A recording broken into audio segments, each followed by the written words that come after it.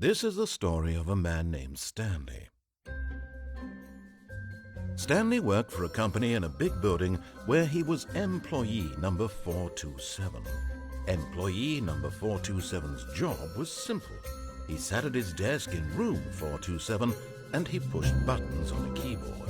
Orders came to him through a monitor on his desk, telling him what buttons to push, how long to push them, and in what order.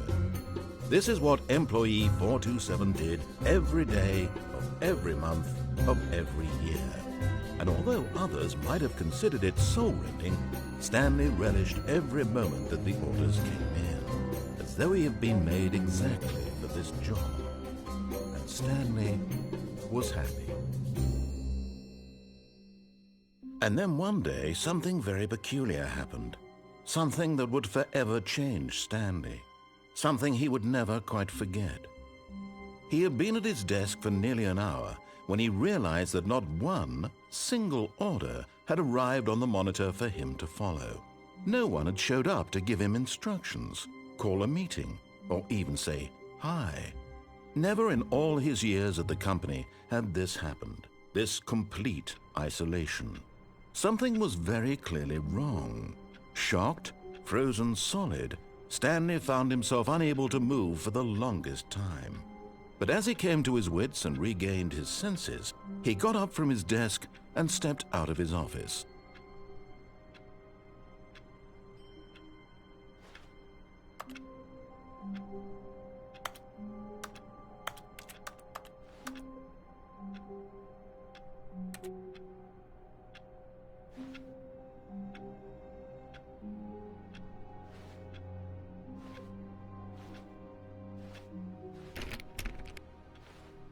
All of his co-workers were gone. What could it mean? Stanley decided to go to the meeting room. Perhaps he had simply missed a memo. No matter how hard Stanley looked, he couldn't find a trace of his co-workers.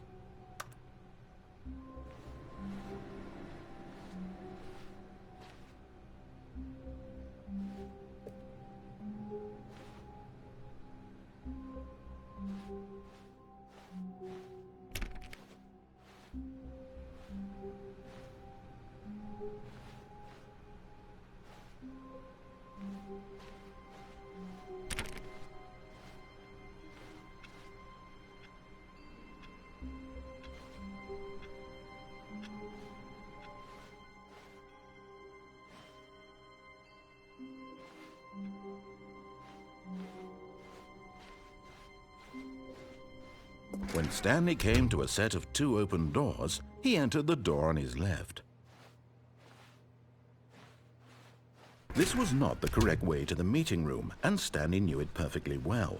Perhaps he wanted to stop by the employee lounge first, just to admire it.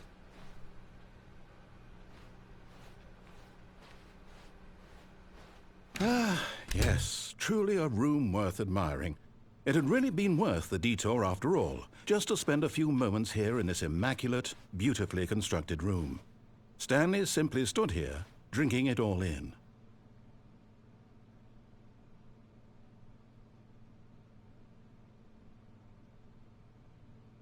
Yes, really, really worth it being here in the room. A room so utterly captivating that even though all your co-workers have mysteriously vanished, here you sit looking at these chairs and some paintings. Really worth it.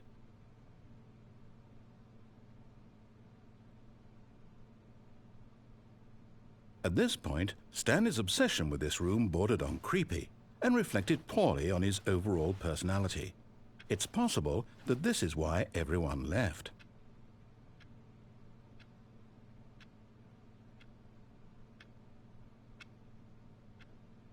Stanley sat around waiting for more dialogue, but when a long time had passed and there was no more, he decided that the game was trying to send him a message.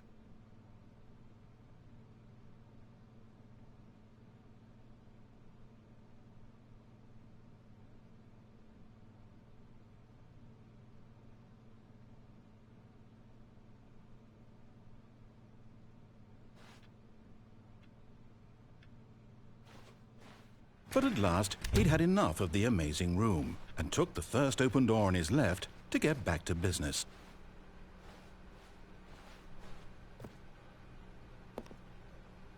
Stanley was so bad at following directions, it's incredible he wasn't fired years ago.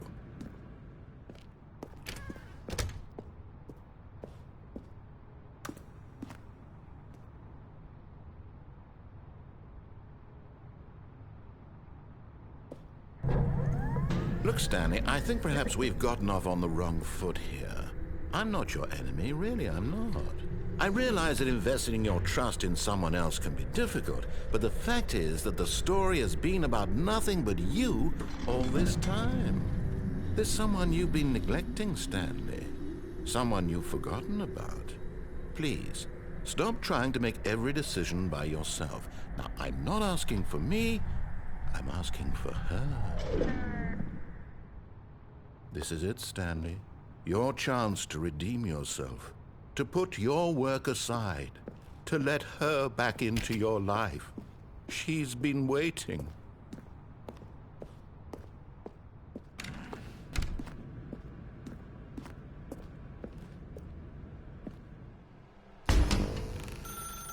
That's her, Stanley. You need to be the one to do this. To reach out to her. If you can truly place your faith in another, then pick up the phone.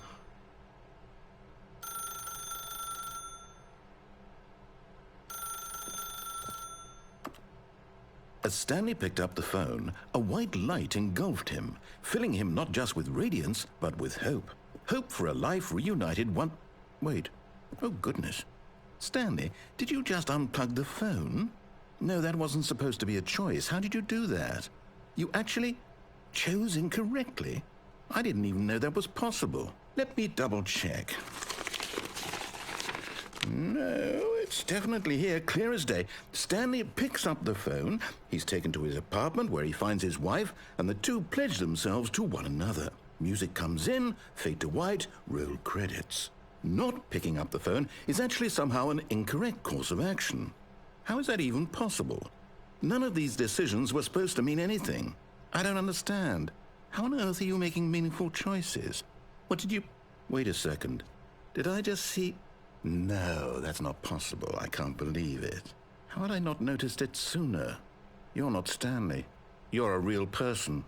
I can't believe I was so mistaken. This is why you've been able to make correct and incorrect choices, and to think I've been letting you run around in this game for so long. If you'd made any more wrong choices, you might have negated it entirely. It's as though you completely ignored even the most basic safety protocol for real-world decision-making. Or did you not grasp the severity of the situation? Well, I won't have that kind of risk on my watch.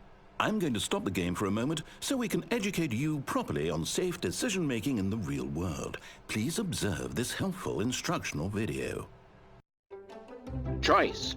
It's the best part of being a real person. But if used incorrectly, can also be the most dangerous. For example, in this scenario, a hypothetical real person named Rupert has a choice. He could invent a machine that eliminates food shortages across the world to make life better for all people. Or he could spend years of hard work forgetting how to read. Which choice would you make? Remember that unlike here, the real world makes sense, and at no time should you make a choice that does not conform to rational logic. If you find yourself speaking with a person who does not make sense, in all likelihood, that person is not real. Allow the person to finish their thought, then provide an excuse why you cannot continue talking. Turn to a partner and practice saying, "My goodness, is it 4:30? I'm supposed to be having a back, sack, and crack." Excellent. Making choices on a regular basis is the best part to a healthy decision-making process. Most medical professionals recommend making at least 8 choices per day. Do you make more than 8? Less? And finally, if you begin to wonder if your choices are actually meaningful and whether you'll ever make a significant contribution to the world, just remember that in the vast infiniteness of space, your thoughts and problems are materially insignificant, and the feeling should subside. At this time, your instructor will guide you in an exercise to test and reinforce the material covered in this video. Welcome back. You may have noticed that this room has begun to deteriorate as a result of narrative contradiction. But not to worry. Now that you're properly informed on good decision-making, we're going to revisit a choice you made just a few minutes ago and see what the correct thing to do would have been. This way, please.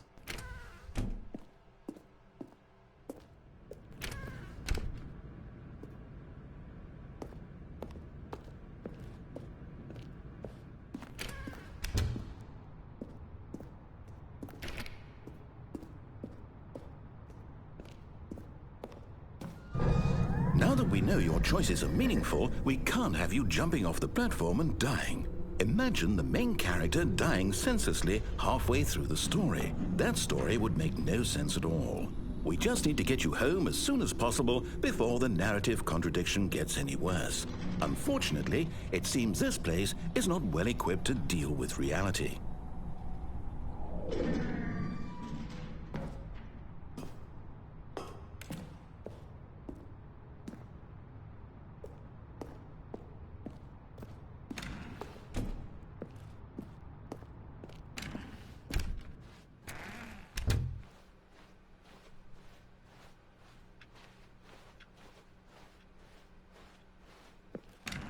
Almost there. You'll take the door on the left, back to the correct ending, the story will have resolution once again, and you'll be home free in the real world.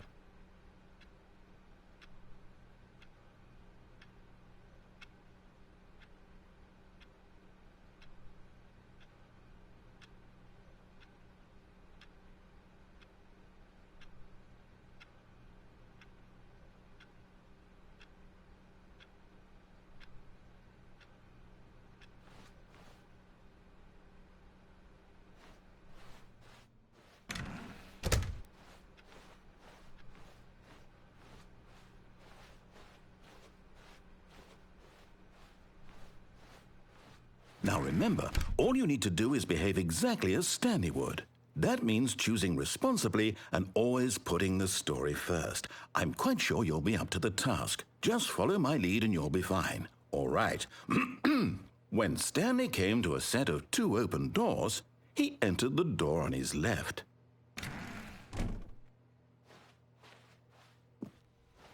No! Why did you do that? Quickly, hurry back in the other direction. Perhaps we're not too late.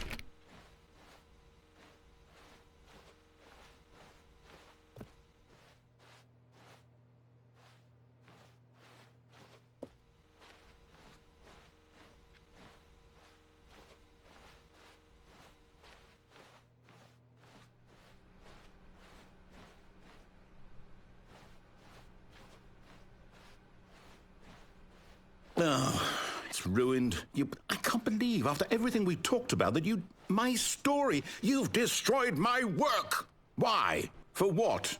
What did you get out of that? What did you think was so special about seeing the game undone, left here like so much garbage? It's worthless now. And what am I supposed to do? Even if there were a way to continue, would it be worth it? To know that my story is now incorrect? How can I go back to that? I can't erase that knowledge. I'll have to live with it forever, reliving its impossibility forever. I couldn't live that way. Is it better to shut the game down entirely? To willingly destroy all of my work? I don't know. What's the answer? What do I do? What do I do? What do I... No, I have to. I have to shut the game down. I have to. I have to.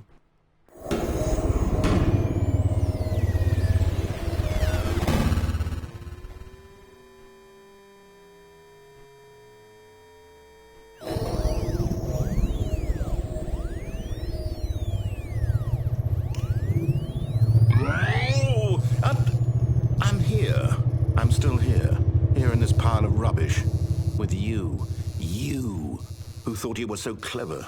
Now look where we are. My entire game is destroyed. It was the only thing in the world that was mine, and you've run it into the ground. What, did you think that would be funny? You just had to see? Didn't I impress upon you how important it was to be like Stanley? He actually knows how to do what I tell him to. He understands that if I say to do something, there's a damn good reason for it. That thought hadn't even occurred to you, had it? That there's a world outside of you? You're a child. Oh, my story. If you'd just gone through the door on the left, you would have seen it. There was a whole underground facility. You would have destroyed it and been victorious. It would have been so perfect. I worked so hard on it. I tried so hard to make... behave exactly as Stanley would. That means choosing responsibly and always putting the story first. I'm quite sure you'll be up to the task. Just follow my lead and you'll be fine. All right. When Stanley came to a set of 2 open doors, he entered the door on his left.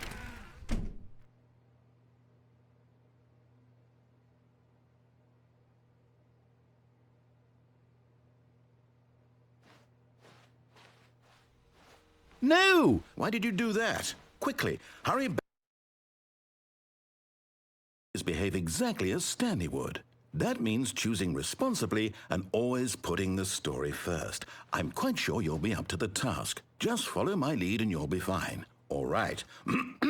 When Stanley came to a set of 2 open doors, he entered the door on his left.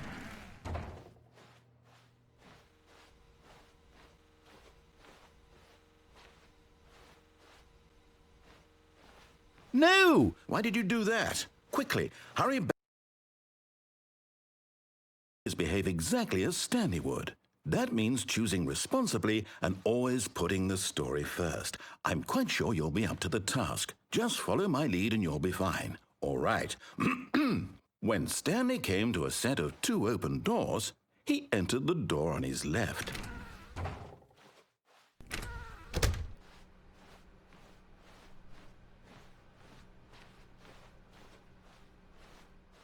Yet there was not a single person here either. Feeling a wave of disbelief, Stanley decided to go up to his boss's office, hoping he might find an answer there.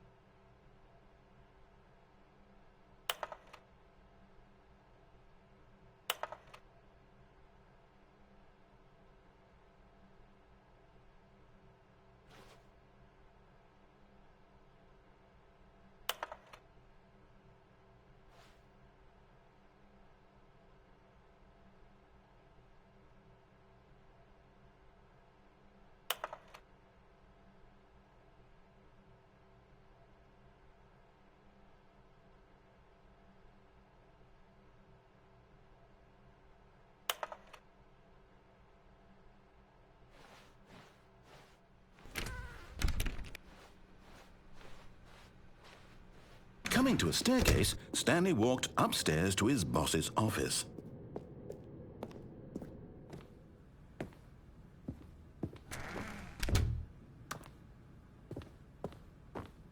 Stepping inside his manager's office, Stanley was once again stunned to discover not an indication of any human life. Shocked, unraveled, Stanley wondered in disbelief who orchestrated this, until he saw the door with a voice receiver next to it. Surely behind this door lay all the answers to his questions. And beyond all probability, he knew the passcode. He had seen it on his boss's computer just last week. Nightshark 115. Was this the code to open the door? Would it still work? There was only one way to find out. Stanley had been trained never to speak up, but now he would draw from within himself the courage to face the unknown. He drew a sharp breath and then spoke the code.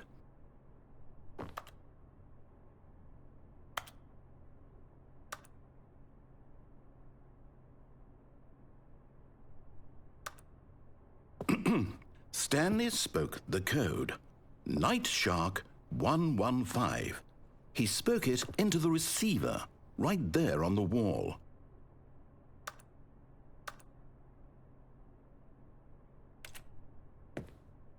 I'm sorry, is there a problem? You didn't mishear me, did you? Please speak the code into the receiver. Otherwise, we can't get on with the story. This is a crucial step.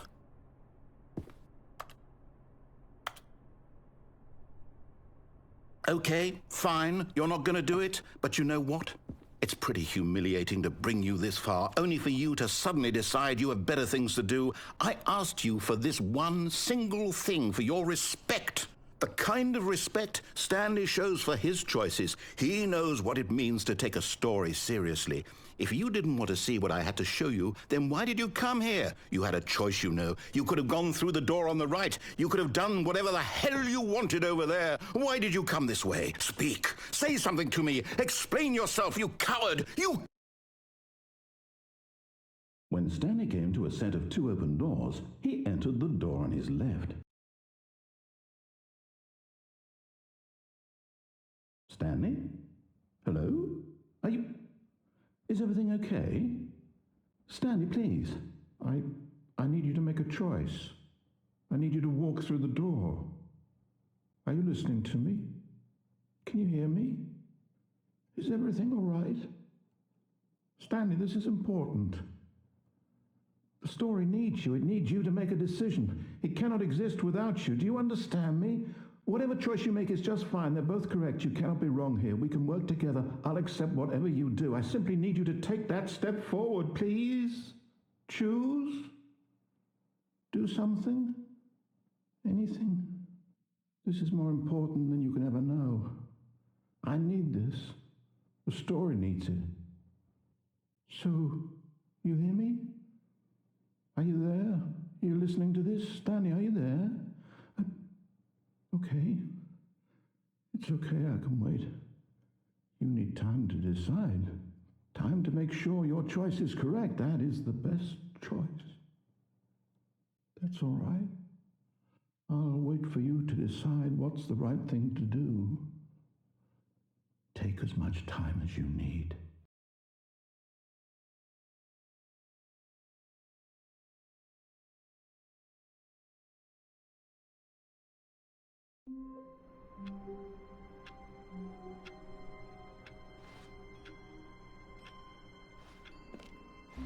All of his co-workers were gone. What could it mean?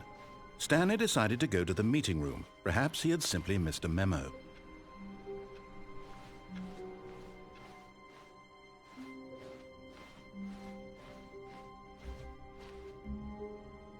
When Stanley came to a set of 2 open doors, he entered the door on his left.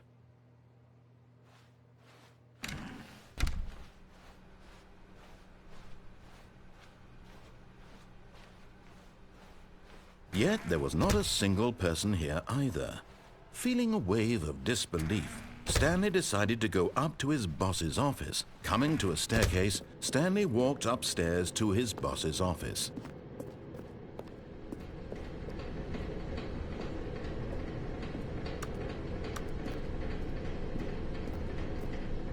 But Stanley just couldn't do it. He considered the possibility of facing his boss. Admitting he had left his post during work hours, he might be fired for that. And in such a competitive economy, why had he taken that risk? All because he believed everyone had vanished? His boss would think he was crazy. And then something occurred to Stanley. Maybe, he thought to himself, maybe I am crazy. All of my co-workers blinking mysteriously out of existence in a single moment for no reason at all? None of it made any logical sense. And as Stanley pondered this, he began to make other strange observations. For example, why couldn't he see his feet when he looked down? Why did doors close automatically behind him wherever he went? And for that matter, these rooms were starting to look pretty familiar. Were they simply repeating? No, Stanley said to himself, this is all too strange. This can't be real. And at last, he came to the conclusion that had been on the tip of his tongue. He just hadn't found the words for it. I'm dreaming, he yelled. This is all a dream. Oh, what a relief Stanley felt to have finally found an answer, an explanation. His co-workers weren't actually gone. He wasn't going to lose his job. He wasn't crazy after all. And he thought to himself, I suppose I'll wake up soon. I'll have to go back to my boring real-life job pushing buttons. I may as well enjoy this while I'm still lucid. So he imagined himself flying and began to gently float above the ground. Then he imagined himself soaring through space on a magical starfield, and it too appeared. It was so much fun, and Stanley marveled that he had still not woken up. How was he remaining so lucid?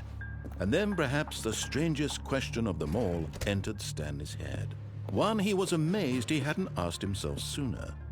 Why is there a voice in my head dictating everything that I'm doing and thinking? Now the voice was describing itself being considered by Stanley, who found it particularly strange. I'm dreaming about a voice describing me, thinking about how it's describing my thoughts, he thought. And while he thought it all very odd and wondered if this voice spoke to all people in their dreams, the truth was that, of course, this was not a dream. How could it be? Was Stanley simply deceiving himself, believing that if he's asleep, he doesn't have to take responsibility for himself? Stanley is as awake right now as he's ever been in his life. Now, hearing the voice speak these words was quite a shock to Stanley. After all, he knew for certain, beyond a doubt, that this was in fact a dream. Did the voice not see him float and make the magical stars just a moment ago? How else would the voice explain all that? This voice was a part of himself too. Surely, if he could just... He would prove it. He would prove that he was in control, that this was a dream. So he closed his eyes gently, and he invited himself to wake up. He felt the cool weight of the blanket on his skin, the press of the mattress on his back, the fresh air of a world outside this one. Let me wake up, he thought to himself. I'm through with this dream. I wish it to be over. Let me go back to my job. Let me continue pushing the buttons. Please, it's all I want. I want my apartment and my wife and my job. All I want is my life exactly the way it's always been. My life is normal. I am normal. Everything will be fine. I am okay.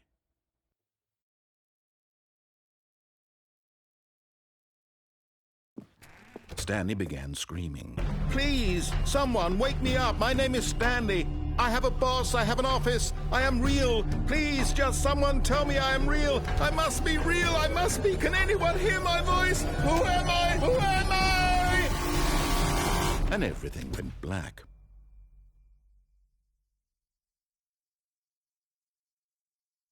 This is the story of a woman named Mariella. Mariella woke up on a day like any other. She arose, got dressed, gathered her belongings, and walked to her place of work. But on this particular day, her walk was interrupted by the body of a man who had stumbled through town talking and screaming to himself, and then collapsed dead on the sidewalk. And although she would soon turn to go call for an ambulance, for just a few brief moments she considered the strange man. He was obviously crazy. This much she knew. Everyone knows what crazy people look like. And in that moment, she thought to herself how lucky she was to be normal. I am sane. I am in control of my mind. I know what is real and what isn't. It was comforting to think this, and in a certain way, seeing this man made her feel better. But then she remembered the meeting she had scheduled for that day, the very important people whose impressions of her would affect her career, and by extension, the rest of her life. She had no time for this, so it was only a moment that she stood there, staring down at the body. And then she turned and ran.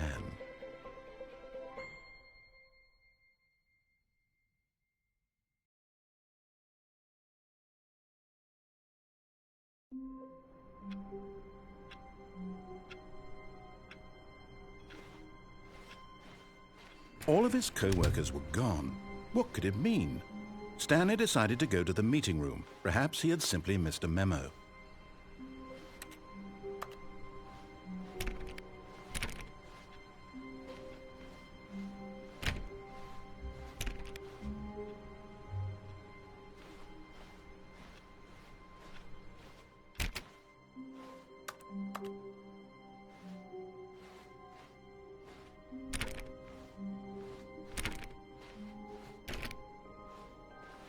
Stanley came to a set of 2 open doors, he entered the door on his left. This was not the correct way to the meeting room, and Stanley knew it perfectly well. Perhaps he wanted to stop by the employee lounge first, just to admire it.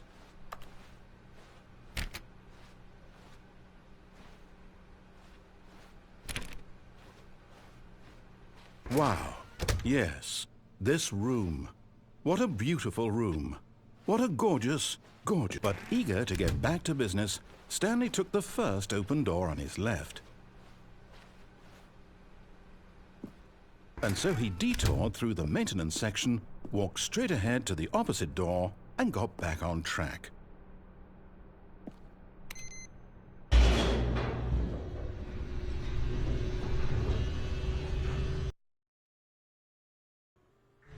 But Stanley didn't want to go back to the office. He wanted to wander about and get even further off track. So now in order to get back, he needed to go, from here it's, left.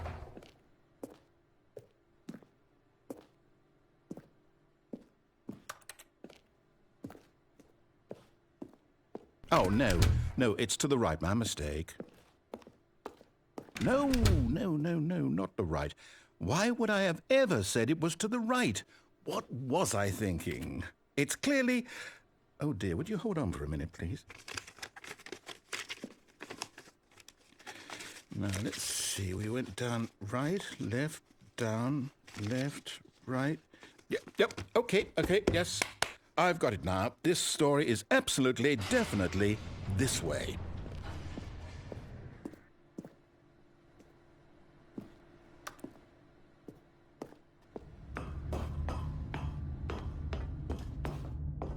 No. This isn't right at all. You're not supposed to be here yet. This is all a spoiler. Quick, Stanley, close your eyes. Okay. We just have to get back to, oh, who am I kidding? It's all rubbish now. The whole story completely unusable. How about, rather than waste my time trying to salvage this nonsense, we'll just restart the game from the beginning. And this time, suppose we don't wander so far off track, Okay, from the top.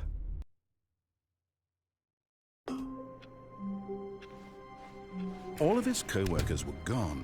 What could it mean? Stanley decided to go to the meeting room. Perhaps he had simply missed a memo.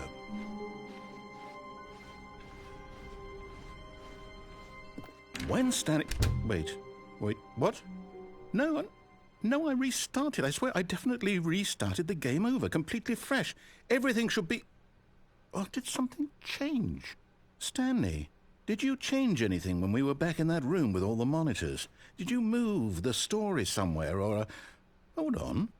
Why am I asking you? I'm the one who wrote the story. It was right here just a minute ago. I know for sure that it's here somewhere. Okay, then. It's an adventure. Come, Stanley. Let's find the story.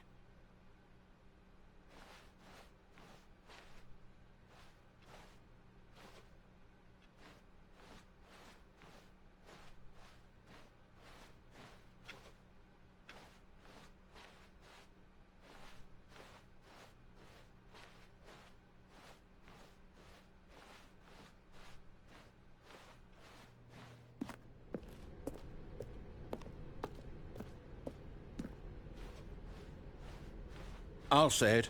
This is the worst adventure I've ever been on. I can promise you there definitely was a story here before.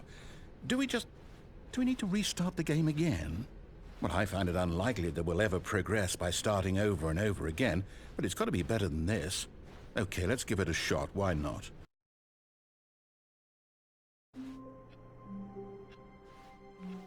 All of his co-workers were gone. What could it mean? Stanley decided to go to the meeting room. Perhaps he had simply missed a memo.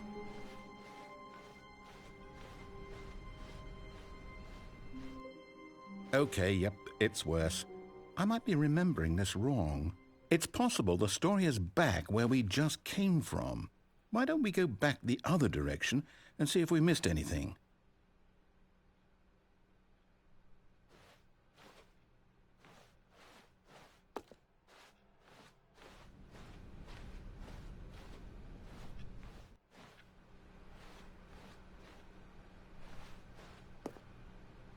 Aha!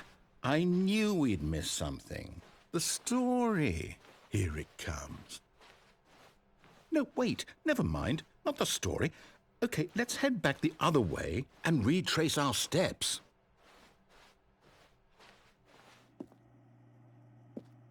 Now this...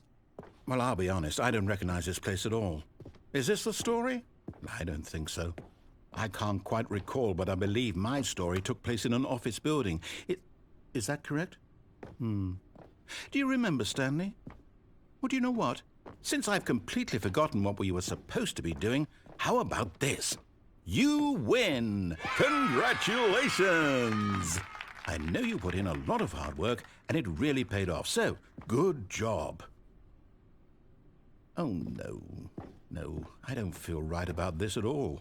We both know you didn't put in any actual work for that win. Some people win fair and square, and this was not one of those situations.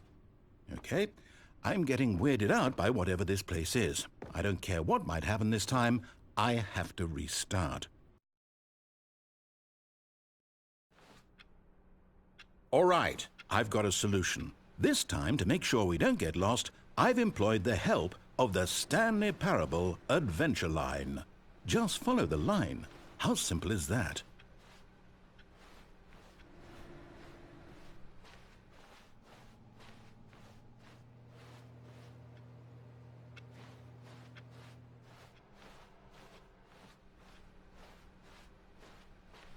No, I'm down. We're leaving it up to the line from now on.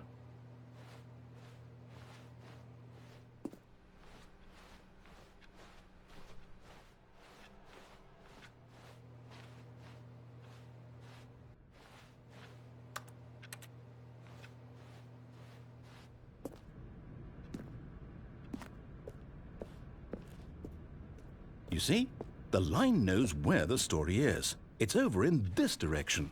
Onward, Stanley, to destiny. Though, here's a thought. Wouldn't wherever we end up be our destination, even if there's no story there? Or to put it another way, is the story of no destination still a story? Simply by the act of moving forward, are we implying a journey such that a destination is inevitably conjured into being via the very manifestation of the nature of life itself? Okay, Stanley, I need to follow this train of thought for a minute. Just stick with me. Now, we can both agree that the nature of existence is in fact a byproduct of one's subjective experience of that existence, right? Okay, now if my experience of your existence rests inside of your subjective experience of this office, is this office in fact the skeleton of my own relative experiential mental subjective construct? Whoa. Hang on. That got a bit weird back there. Well, I'd like to apologize. Not sure where I was going with all that. You know what? I think what we need right now is a bit of music to lighten the mood.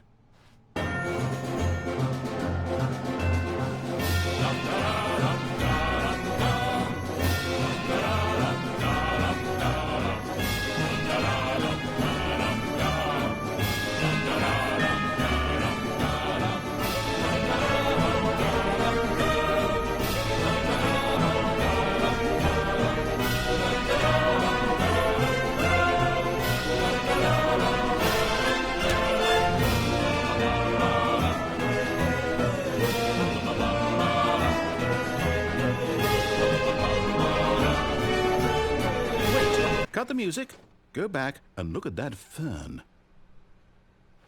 Stanley, this fern will be very important later in the story. Make sure you study it closely and remember it carefully. You won't want to miss anything.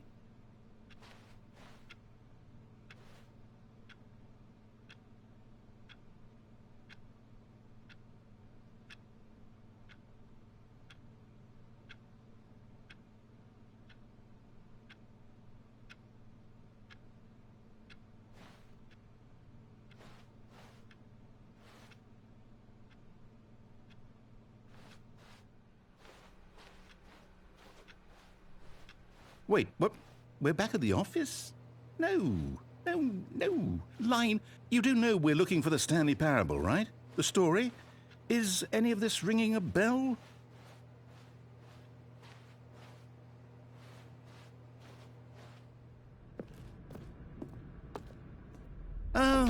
no, no, no, not again, Line. How could you have done this to us? And after we trusted you, after everything we've been through, you... Oh, I can't take this anymore. To hell with it. Restart.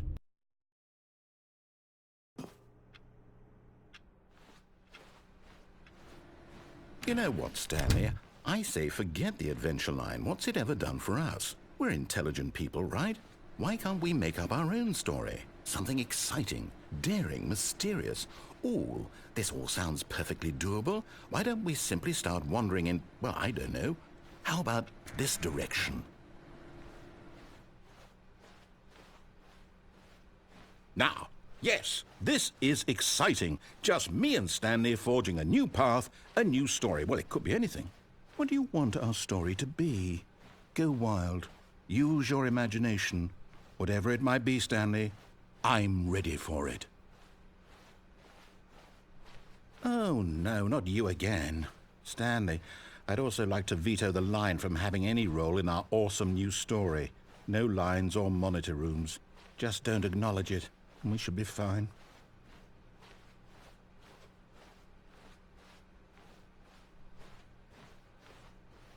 Ah, a choice. We get to make a decision. From here, the story is in our control. How important we mustn't squander the opportunity. In fact, I believe I need a minute to think here. Just walk in circles for a minute. Okay, so I know that each door has to lead somewhere, which means that somewhere, the place where we're trying to go, there must be a reverse door that leads here. And that in turn means that our destination corresponds with the counter-inverted reverse door's origin. So starting from the right, let us ask, will taking the right door lead us to where we're going? And since the answer is clearly yes, then by all accounts, the door on the right is the correct one. Another victory for logic. Come, Stanley, our destiny awaits.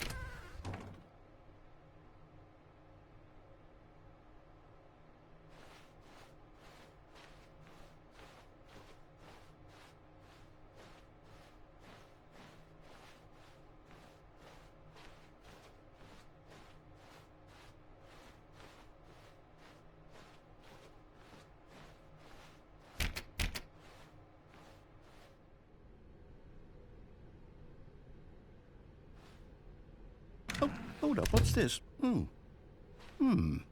The confusion ending. You're telling me that's what this is? It's all one giant ending? And we're supposed to restart the game, what, eight times? That's really how all this goes? It's all determined? So now, according to the schedule, I restart again. Then what? Am I just supposed to forget? Well, what if I don't want to forget? My mind goes blank simply because it's written here on this thing, wall. Well, who consulted me? Why don't I get to decide? Why don't I get a say in all of this? Is it really... No, it can't be. I don't want it to be. I don't want the game to keep restarting. I don't want to forget what's going on. I don't want to be trapped like this. I won't restart the game. I won't do it. I won't do it. I won't do it. And the timer stopped? Does that mean, did we do it? Did we break the cycle? The, whatever it is that made this schedule? How would we even know? Will someone come for us? Will something happen? So, okay. I guess now we just wait, you know. I suppose in some way that this is a kind of story, wouldn't you agree? I'm not quite sure if we're in the destination or the journey, though they're always saying that life is about the journey and not the destination, so I hope that's where we are right now. We'll find out, won't we? Eventually. Well, in the meantime, if you...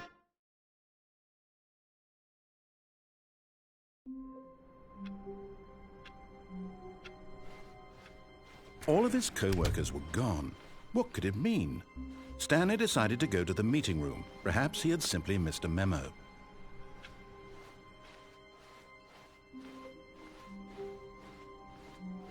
When Stanley came to a set of 2 open doors, he entered the door on his left. This was not the correct way to the meeting room, and Stanley knew it perfectly well. Perhaps he wanted to stop by the employee lounge first, just to admire it. The lounge was sublime, a work of art. What was it about this room that called so deeply and so personally to Stanley? Its grace? Its subtle charm? No. Stanley knew it was something deeper, something darker.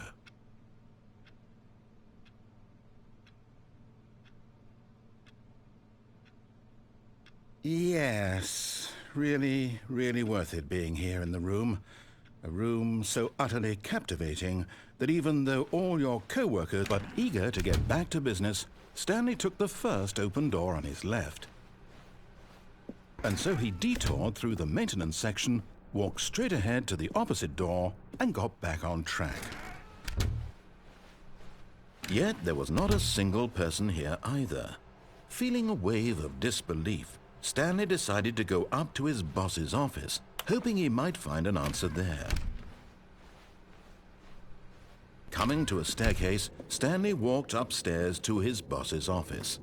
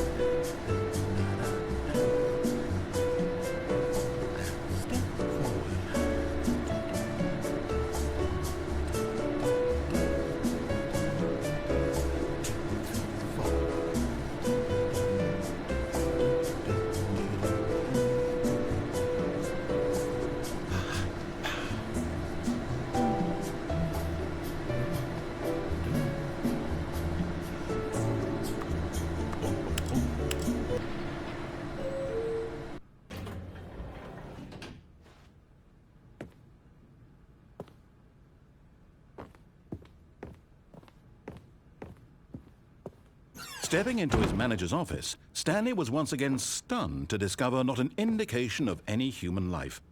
Shocked, unraveled, Stanley wondered in disbelief who orchestrated this, what dark secret was being held from him. What he could not have known was that the keypad behind the boss's desk guarded the terrible truth that his boss had been keeping from him. And so the boss had assigned it an extra secret PIN number, 2845. But of course, Stanley couldn't possibly have known this.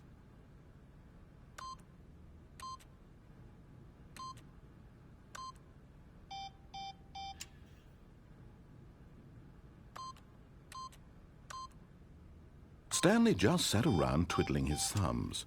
Trying to input anything on the device was useless, since he could never possibly know that the combination was 2845.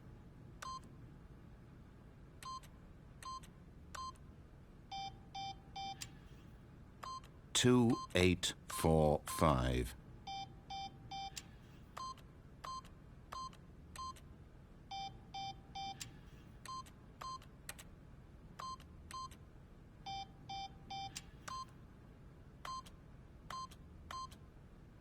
Forgot, but it turns out that the panel's emergency override kicked in, and the door just opened all by itself, and Stanley got the hell along with the story. Well, whoop-de-doo.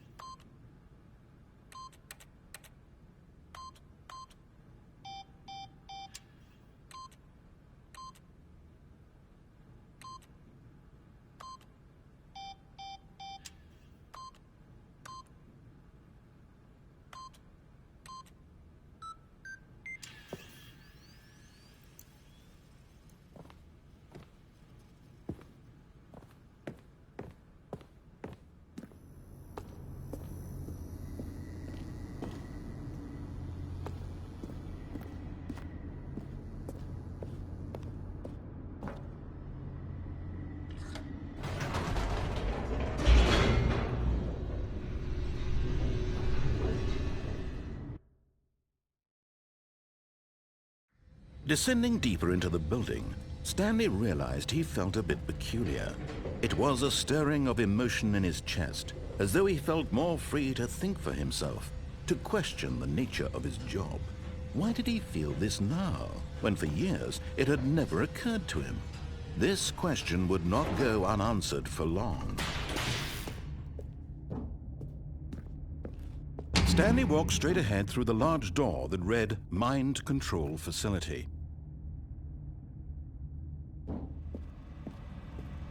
Although this passageway had the word Escape written on it, the truth was that at the end of this hall, Stanley would meet his violent death.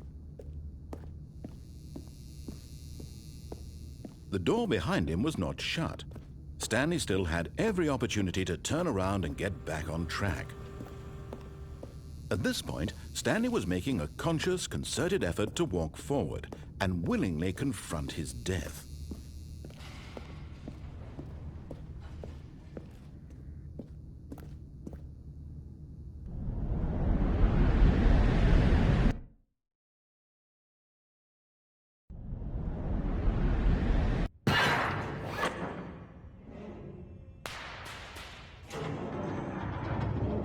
As the machine whirred into motion and Stanley was inched closer and closer to his demise, he reflected that his life had been of no consequence whatsoever.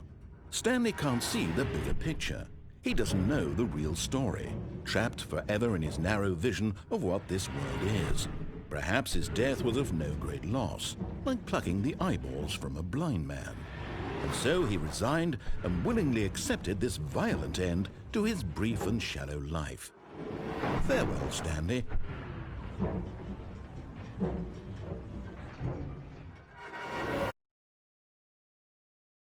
"Farewell, Stanley," cried the narrator, as Stanley was led helplessly into the enormous metal jaws. In a single visceral instant, Stanley was obliterated as the machine crushed every bone in his body, killing him instantly.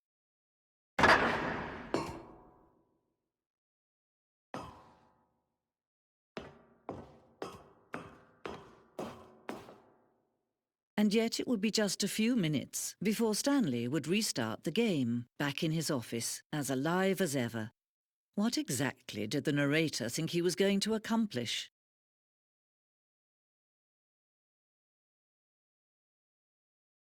When every path you can walk has been created for you long in advance, death becomes meaningless, making life the same. Do you see now? Do you see that Stanley was already dead from the moment he hit start?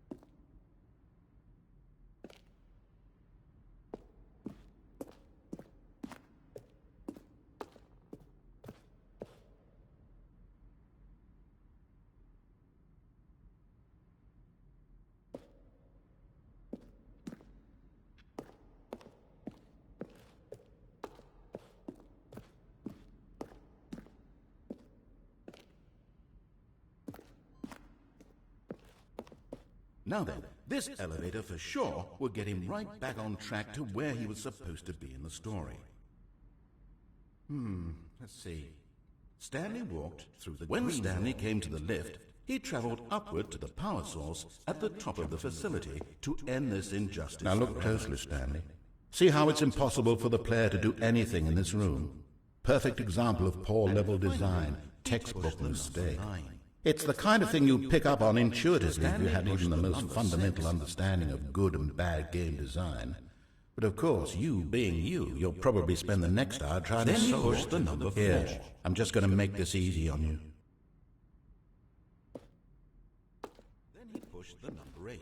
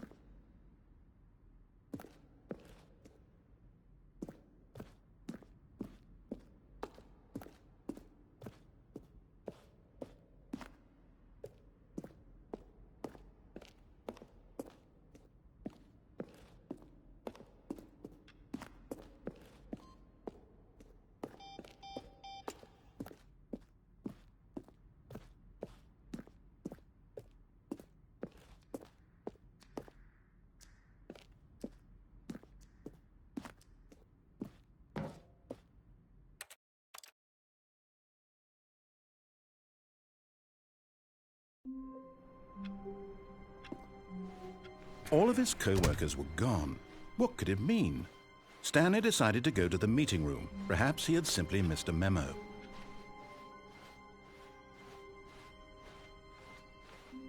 When Stanley came to a set of 2 open doors, he entered the door on his... This was not the correct way to the meeting room, and Stanley knew it perfectly well.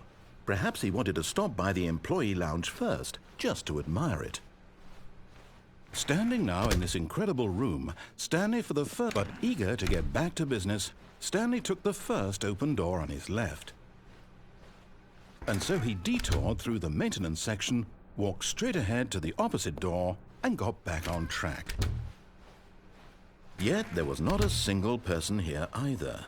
Feeling a wave of disbelief, Stanley decided to go up to his boss's office. Coming to a staircase, Stanley walked upstairs to his boss's office.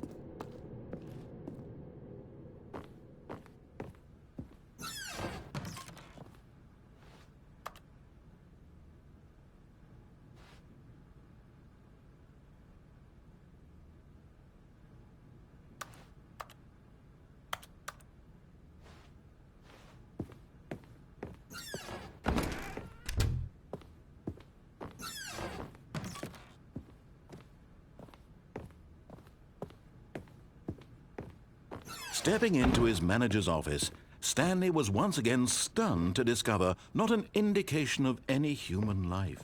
What could it mean? Stanley wondered aloud to nobody.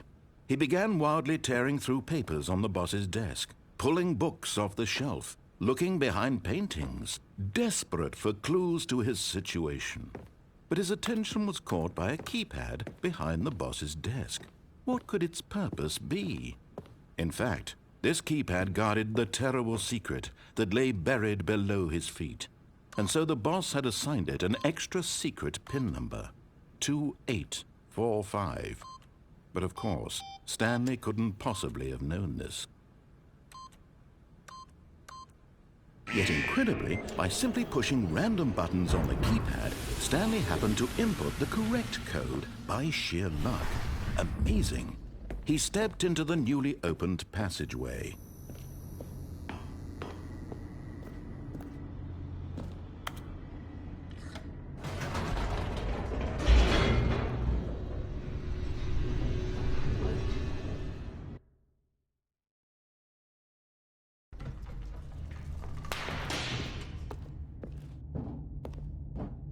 Stanley walked straight ahead through the large door that read Mind Control Facility.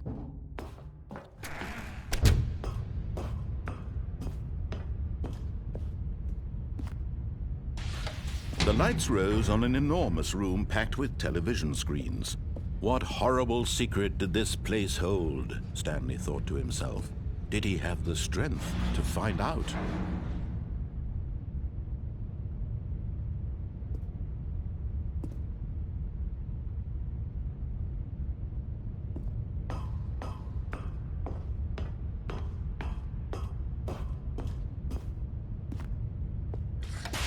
Now the monitors jumped to life, their true nature revealed.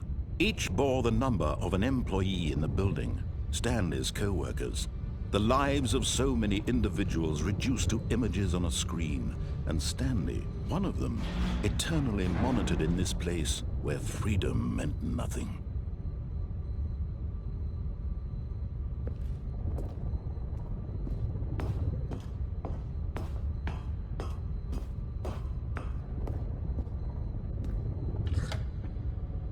This mind control facility, it was too horrible to believe. It couldn't be true. Had Stanley really been under someone's control all this time? Was this the only reason he was happy with his boring job? That his emotions had been manipulated to accept it blindly?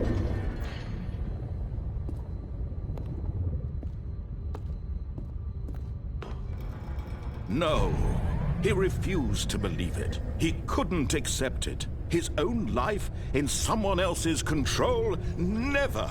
It was unthinkable, wasn't it? Was it even possible? Had he truly spent his entire life utterly blind to the world? But here was the proof. the heart of the operation, controls labeled with emotions, happy or sad or content, walking, eating, working, all of it monitored and commanded from this very place. And as the cold reality of his past began to sink in, Stanley decided that this machinery would never again exert its terrible power over another human life, for he would dismantle the controls once and for all.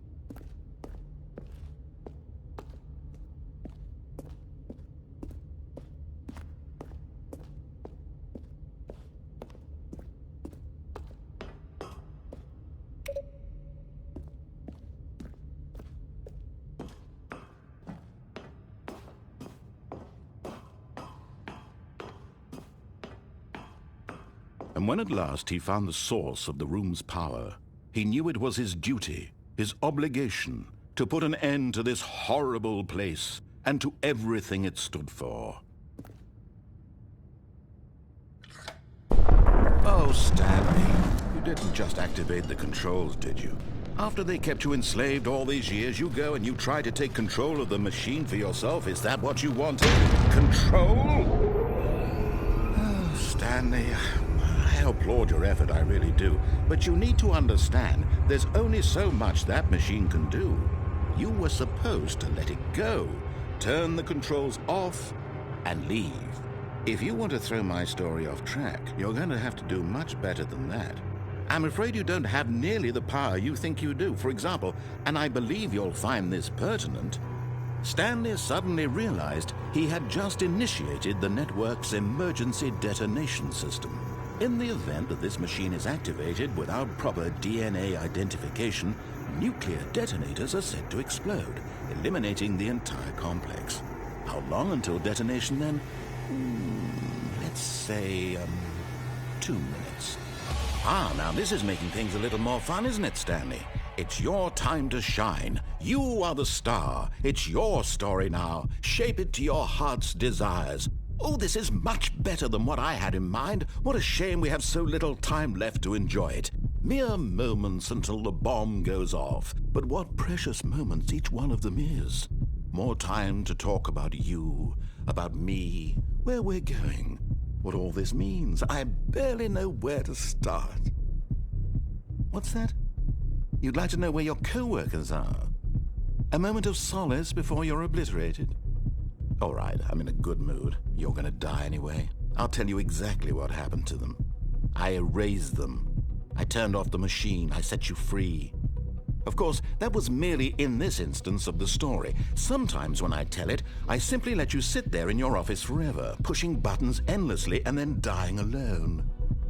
Other times, I let the office sink into the ground, swallowing everyone inside, or I let it burn to a crisp. I have to say this, though, this version of events has been rather amusing. Watching you try to make sense of everything and take back the control wrested away from you, it's quite rich. I almost hate to see it go. But I'm sure whatever I come up with on the next go-around will be even better. My goodness, only 34 seconds left. But I'm enjoying this so much. You know what? To hell with it. I'm going to put some extra time on the clock, why not? These are precious additional seconds, Stanley. Time doesn't grow on trees. Oh dear me, what's the matter, Stanley? Is it that you have no idea where you're going or what you're supposed to be doing right now? Or did you just assume when you saw that timer that something in this room was capable of turning it off? I mean, look at you. Running from button to button, screen to screen, clicking on every little thing in this room.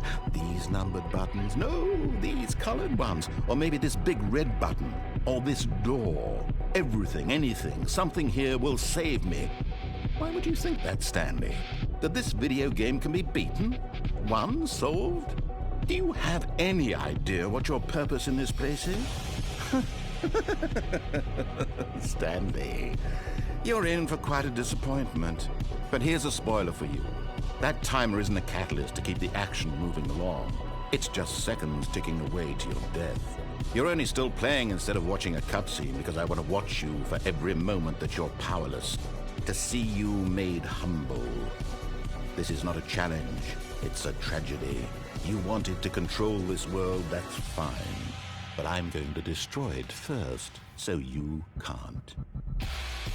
Take a look at the clock, Stanley. That's 30 seconds you have left to struggle. 30 seconds until a big boom and then nothing. No ending here, just you being blown to pieces. Will you cling desperately to your frail life, or will you let it go peacefully? Another choice. Make it count, or don't. It's all the same to me, all a part of the joke. And believe me, I will be laughing at every second of your inevitable life from the moment we fade in until the moment I say, happily ever after.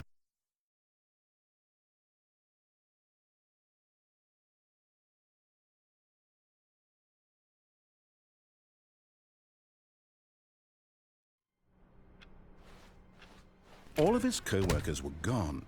What could it mean? Stanley decided to go to the meeting room. Perhaps he had simply missed a memo.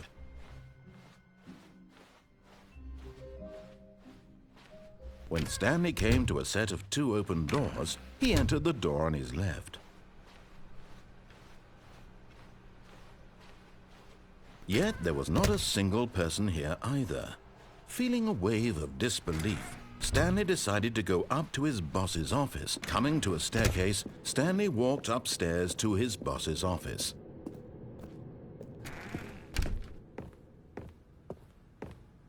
The moment he entered his manager's office, Stanley froze in his tracks. Not a living soul anywhere.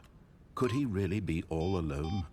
This was too much for Stanley to take. Too much for any man to take. He fell to his knees, bursting into half moans, half sobs, the guttural wretch. Stanley was in such a rush to get through the story as quickly as possible, he didn't even have a single minute to just let the narrator talk.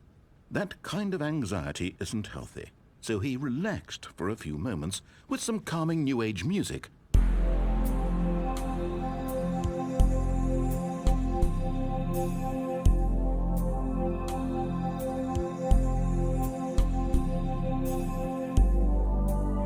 Feeling soothed and rejuvenated, Stanley calmly walked forward into the opened passageway.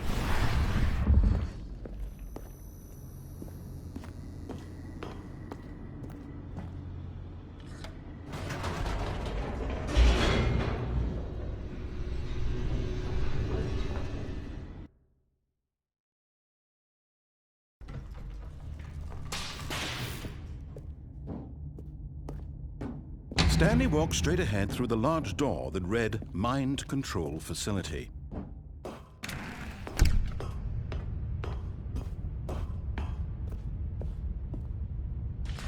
The lights rose on an enormous room packed with television screens. What horrible secret did this place hold? Stanley thought to himself. Did he have the strength to find out?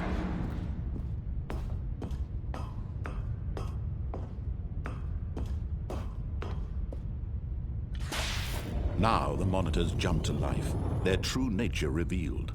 Each bore the number of an employee in the building, Stanley's co-workers.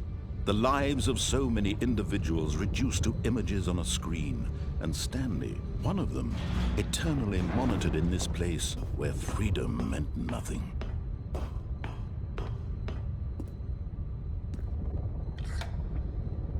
This mind control facility, it was too horrible to believe. It couldn't be true. Had Stanley really been under someone's control all this time? Was this the only reason he was happy with his boring job?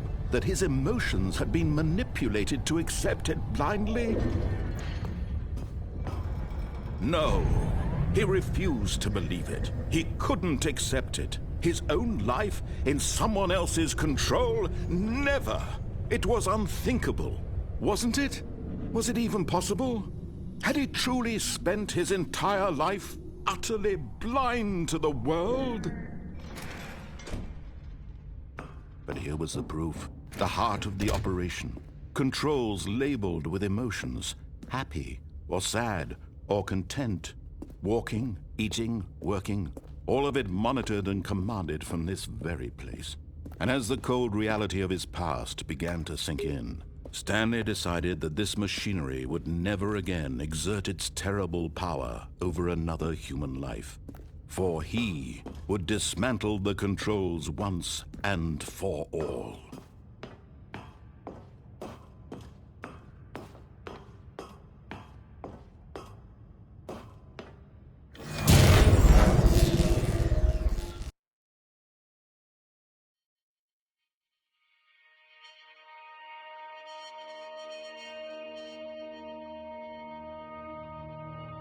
Blackness, and a rising chill of uncertainty.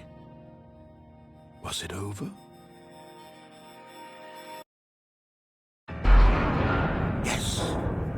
He had won! He had defeated the machine, unshackled himself from someone else's command. Freedom was mere moments away. And yet, even as the immense door slowly opened, Stanley reflected on how many puzzles still lay unsolved. Where had his co-workers gone? How had he been freed from the machine's grasp? What other mysteries did this strange building hold? But as sunlight streamed into the chamber, he realized none of this mattered to him, for it was not knowledge or even power that he had been seeking, but happiness. Perhaps his goal had not been to understand, but to let go. No longer would anyone tell him where to go, what to do, or how to feel. Whatever life he lives, it will be his. And that was all he needed to know. It was perhaps the only thing worth knowing. Stanley stepped through the open door.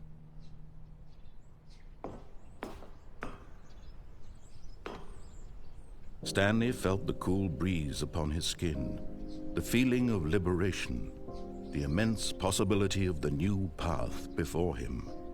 This was exactly the way, right now, that things were meant to happen.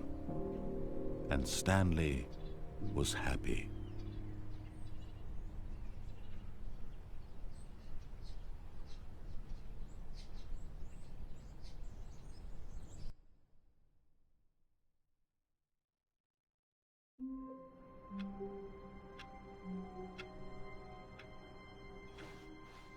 All of his co-workers were gone. What could it mean? Stanley decided to go to the meeting room. Perhaps he had simply missed a memo.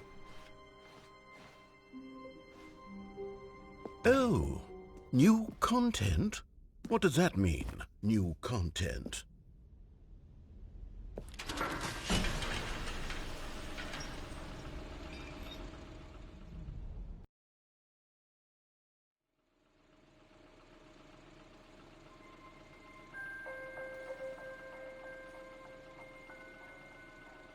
Hello, and thank you for playing the Stanley Parable Ultra Deluxe.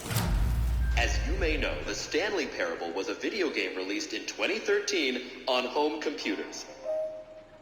After receiving critical and commercial success, it was expanded upon in 2022 with the Stanley Parable Ultra Deluxe, a reimagining of the game for consoles and home computers.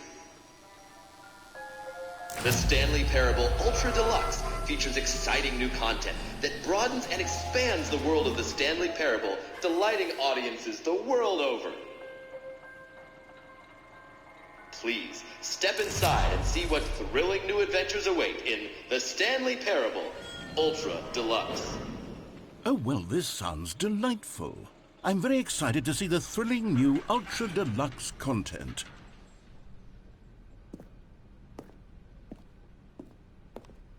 Okay, so far it's an elevator. Nothing special yet, but I'm sure it's just the beginning of a mesmerizing adventure.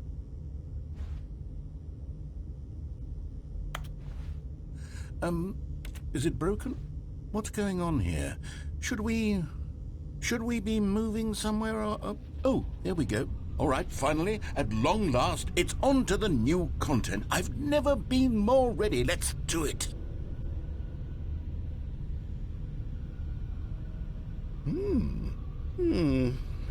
I have to say, initial impressions of Stanley Parable Ultra Deluxe, mostly tedious. It's as if the... Oh, okay. Let's see the content. Give me the content, Stanley. All right, let's see. It's the jump circle?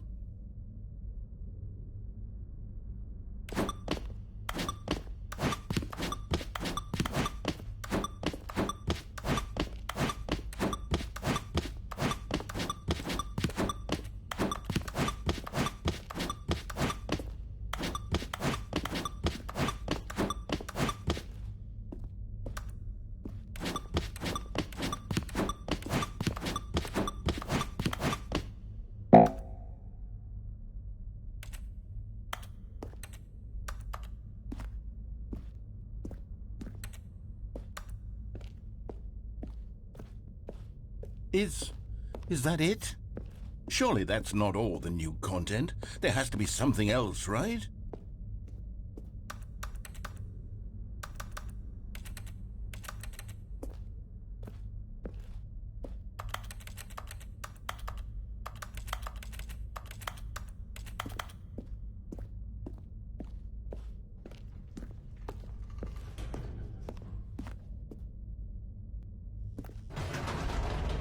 Goodness, another elevator. Stanley, I have to say, initial impressions of this game are not positive.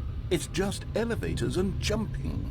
Is this what passes for exciting new content? If this is new content, then I could just read you the whole dictionary. There's 20 hours of new content right there. Hell, I could count to 30 trillion. You could put that on the box. The Stanley Parable Ultra Deluxe, now with over 1,000 hours of new content. And if... Oh, wait. There's more. Very good. Yes. I knew there had to be something else. Let's see it. I'm ready for whatever it is.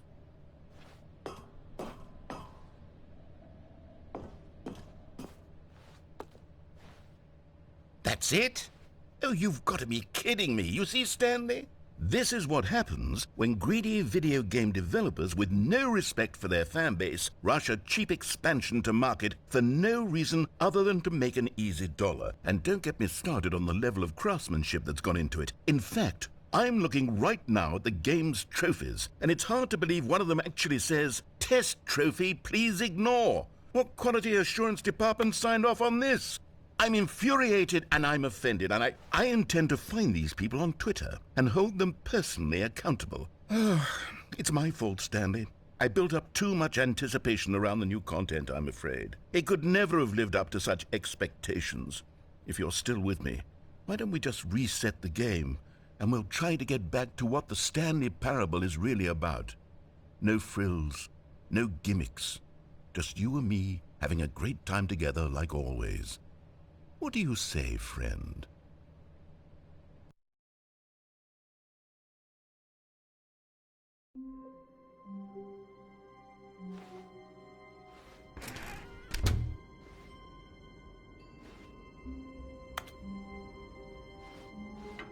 Psst! Stanley! Come over here! In the vent! I want to show you something!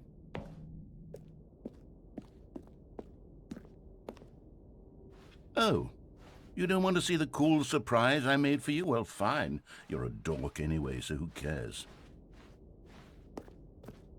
Oh, never mind. You're not a dork.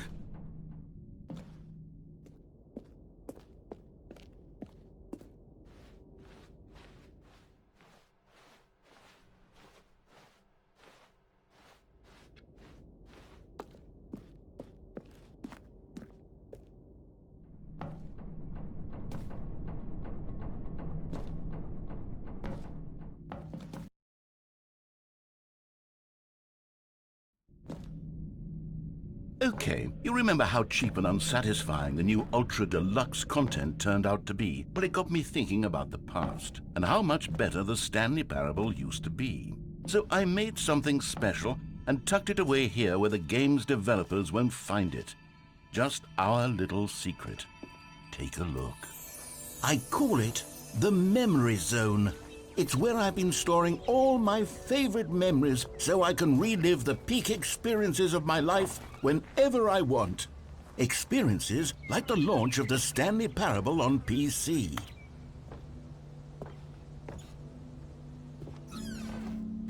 You see, Stanley, doesn't the memory zone remind you of how wonderful Stanley Parable was before it was sullied with a cheap PlayStation port?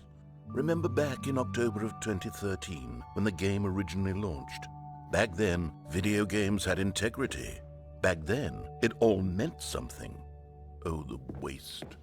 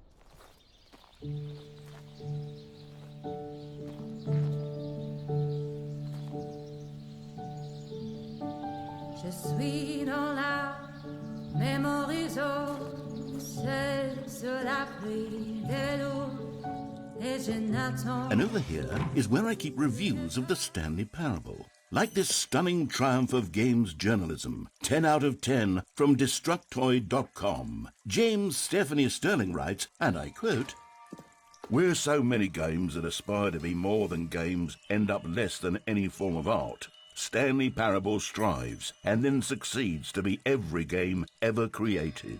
Did you hear that, Stanley? Every game ever created. That's how grand and all-encompassing the original Stanley Parable was.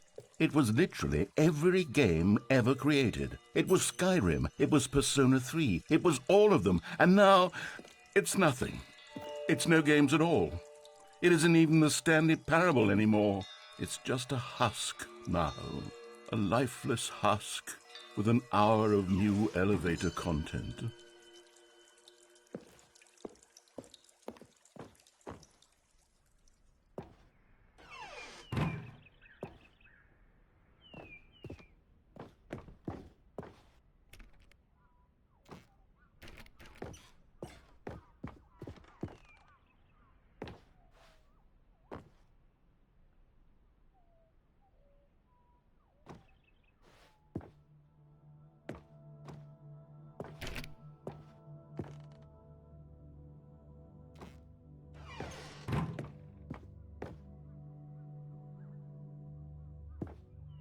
Here's another moving passage, this time from GameSpot.com. The Stanley Parable is both a richly stimulating commentary on the nature of choice in games and one that offers some of the most enjoyable, surprising, and rewarding choices I've ever been confronted with in a game. 9 out of 10. Don't you get it, Stanley? The game was perfect. It didn't need anything else. It didn't need new content. All they had to do was transport it in pristine condition along to the PlayStation, boom, done. And they couldn't even do that. Couldn't resist the urge to go meddling with a beloved franchise.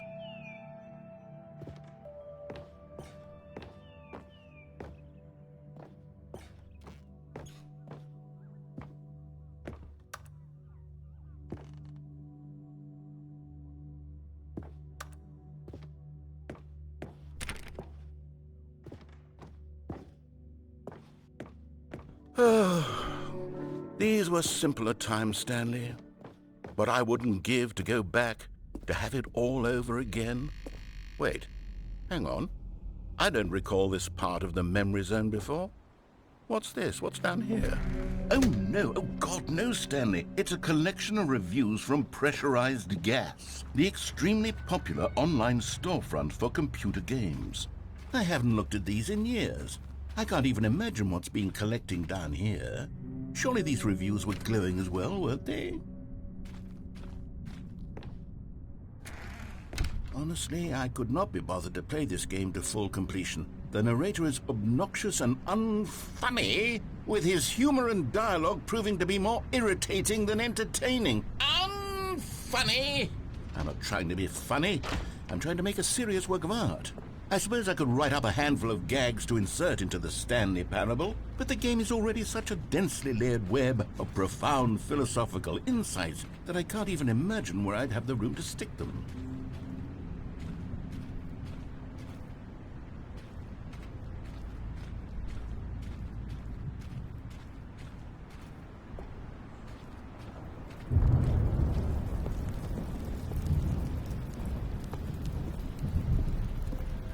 Okay, let's see what this one says. While the idea for the game is good, for someone who prefers non-linear games, this preachiness gets annoying fast. Preachy? Stanley? I'm not preachy, am I? You can tell me if I'm preachy. Honestly, you can. Oh, goodness. This is actually quite shocking for me. Well, to be honest, I had always thought of the game's dialogue as being rather terse to begin with. You can't know how much fluff I cut from the game to get it to feel as light and airy as it... Well, I always thought it did. But maybe it wasn't. Oh dear. What an awful memory to have to hold on to.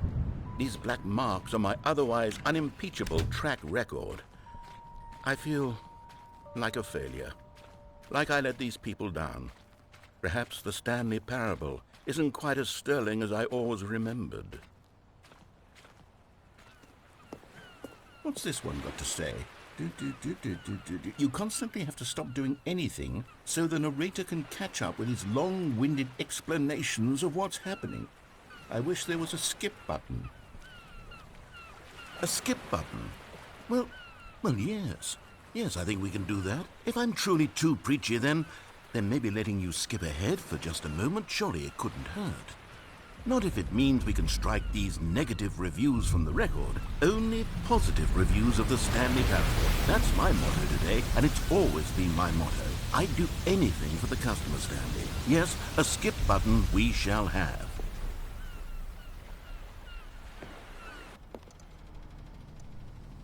And here it is. Go ahead and give it a shot. I'll pop you forward in time so that the second my incessant droning starts to bore you, with just the push of a button, you'll have zipped right past it. It's what the players have been asking for, and I'm very proud to have delivered. No more listening to me rambling on and on and on. No. The Stanley Parable is a game for the people, and if the people want silence, then by goodness, that's what they're going to get. Well, don't sit around waiting for me to shut up. Go ahead and make me shut up. Here, we'll pretend that I've just begun an interminable monologue, and it goes something like this. The story, and the choices, or what have you, and therefore, by becoming it is, so on and so forth, until inevitably, we all until the end of time, at which time everything all at once, so, now you see, blah, blah, blah, blah, blah, blah, blah, blah, blah, blah, blah, blah, blah, blah, blah. We've eaten too much and it can't be just yet, no, until 245. But the logic of elimination working backwards, the deduction therefore becomes impossible to manufacture. It went on for nearly 10,000 years, until just yesterday, here and there, forward and back, and never a moment before lunchtime. It can't be. It's the only thing there is. How many billions left until so much more than forever ago? Which is why I say, the story and the choices, or what have you, and therefore by... Oh, you're back, you see. You were only frozen in time for a few minutes, but it was plenty of time for me to deliver a long, rambling monologue full of unnecessary verbal flourishes and lengthy ruminations on the nature of choice in video games. Of course, I happen to believe it was perhaps one of my more profound such ruminations. Not Well there, sport. You really did catch me rambling on a bit, didn't you? But that's the power of the button. The minute I start to go off on a thoughtless display of self-absorption, it's right at your fingertips to go poof. Okay, welcome back, Stanley. Now, I should say that the amount of time the button has been skipping through is becoming longer and longer. That last one was, well, I want to say maybe 30, 45 minutes. It's not unendurable by any means, but it's, well, there's really only so much I can ramble on to myself about. I know, it's shocking, isn't it? But Stanley, please don't push the button again. It's been 12 hours. You've just been frozen there. I don't know why the skips are getting longer, but they're really, truly getting longer, and my God, there's no way out of the room. Stanley, the door is gone. It's completely gone. I've looked at it from every angle. I've checked every one of those walls 1,000 times, and there's no door, Stanley. There's no door. There's just you and the button, and if you keep pressing it, I have no idea what will happen. I have no idea how long I'll be made to sit here, and more than anything else, I don't know how to stop you from pressing the button again. I can't control anything in this room, Stanley. I can't touch it, and I have to believe, I have to know that sooner or later, no matter how much I plead with you, you're going to press the button again. Why would you? I've been thinking and thinking, and I don't know what I can do to convince you otherwise. Oh, my God. And it's all because of those reviews. Those reviews that I couldn't get out of my head. I just couldn't ignore the negative feedback. Why was it so important for me to fix the problem? Why did Cookie Nine's opinion matter so much to me? I've never even met Cookie Nine. I have no idea who they are. What would it ever really matter? But here I am. I'm fixating on every tiny negative thing that anyone... Oh, Stanley, you're back. You're back. Oh, my goodness. I have someone to talk to again. Stanley, I think it's been a week. Or 2 weeks. I've been sitting here all that time. Just sitting here. Not a single person to speak with. And you'd think that that's just how it's always been, right? Me talking and you saying nothing. Would you think that it's exactly the same as always? Doesn't that feel like what we've already been doing? Oh, hello, it's you. You're here again. Welcome. I have had time to think about you and about us and about everything we've been through. I've had so much time, I stopped keeping track after a year. Have you ever sat down in one place and not moved for one entire year? Let me describe it for you. To begin with, there is only...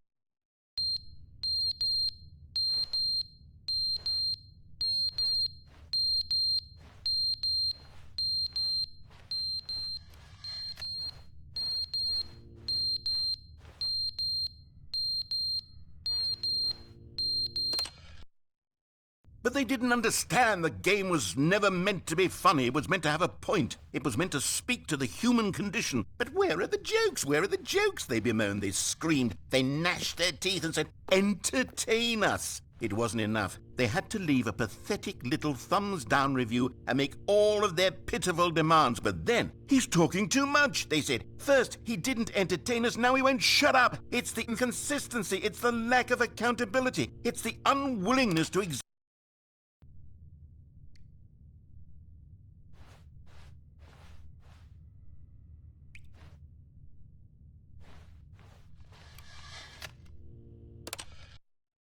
The end is never the end, is never the end, is never the end, is never the end, is never the end, is never the end, is never the end, is never the end, is never the end, is never the end, is never the end, is never the end, is never the end, is never the end, is never the end, is never the end, is never.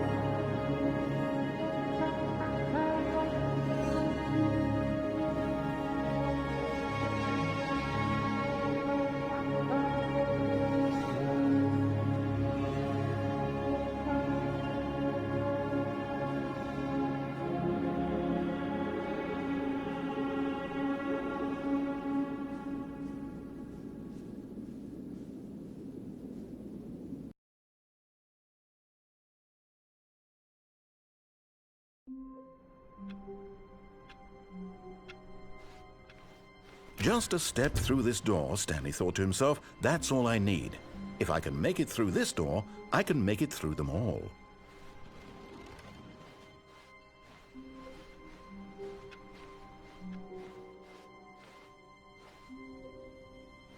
Oh, good. You notice my sign. Yes, I have something very exciting to show you.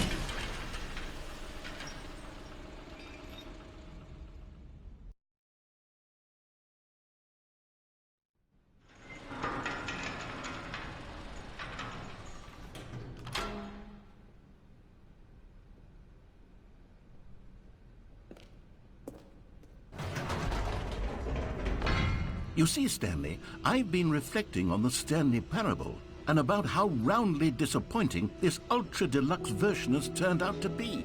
The original Stanley Parable was a landmark, and any new content for it should live up to that legacy. So forget this Ultra Deluxe nonsense. I say we take it one step even further. Which is why I'm very proud to announce for the first time ever, the Stanley Parable 2.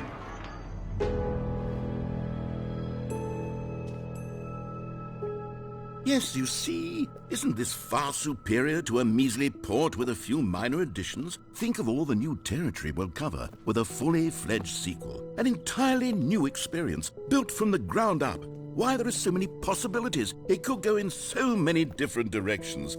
This is what fans have truly been asking for.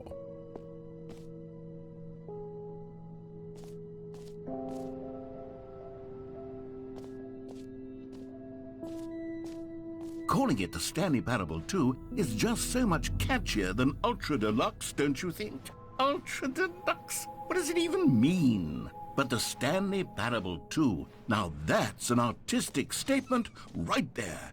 It's future-oriented. It screams progress and innovation and long-term franchising potential.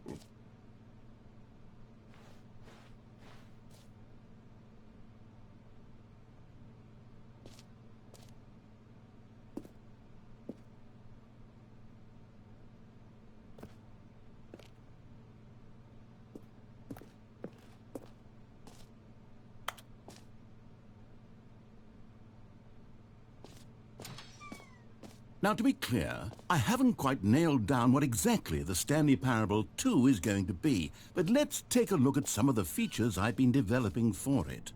I figure that if I can loosely organize a handful of interesting concepts, that surely the game will sort of naturally spring up around them. It'll all work itself out. Game development is much more of a fuzzy magic than anything scientific or logical, really.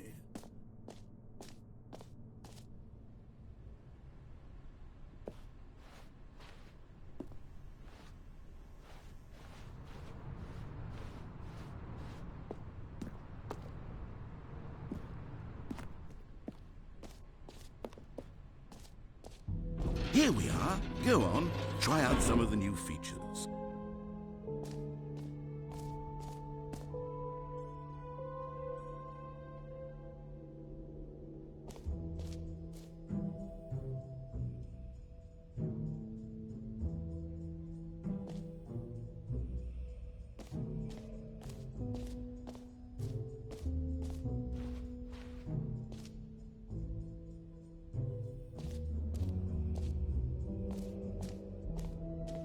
For the Stanley Parable 2, I asked myself, what do players really want?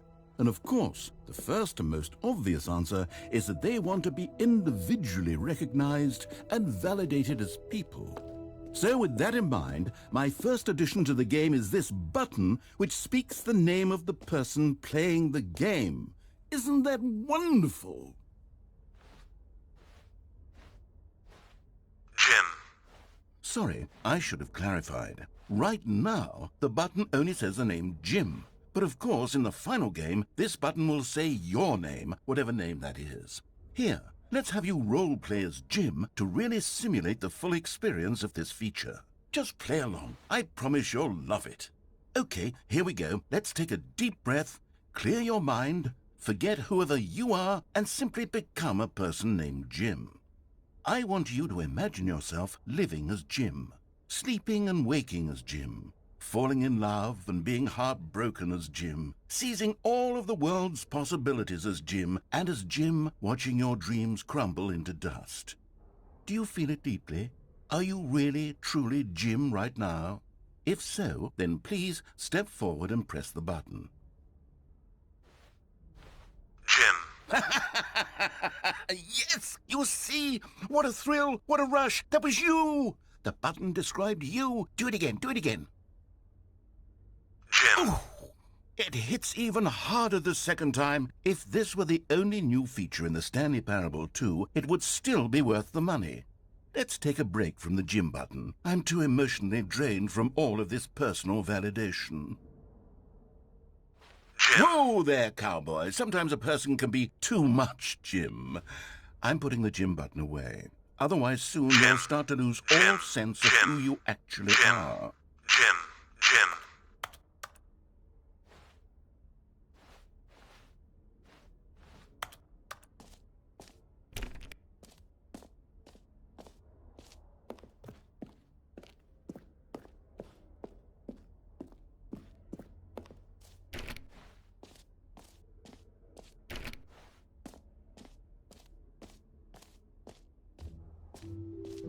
I suppose I could allow only people named Jim to play the Stanley Parable 2. That would actually save me the work of finishing this feature.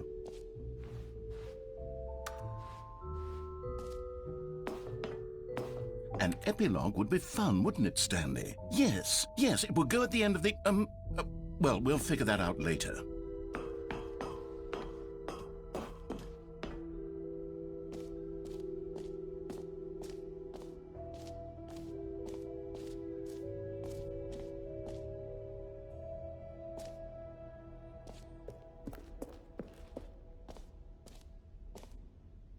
You know what? Let's bring the jump circle back for Stanley Parable 2 as well. It's...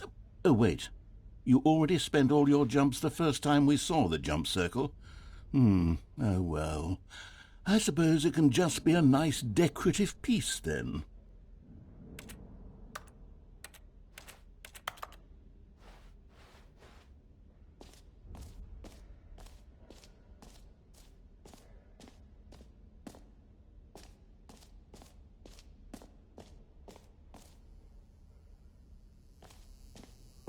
Now, here's something special. You remember that broken test trophy that got left in the game on accident? Well, I'm developing a technology to simply give you the trophy. Yes. You see, you'll come to this lever, and when you pull it, the trophy will be given to you. It's as simple as that.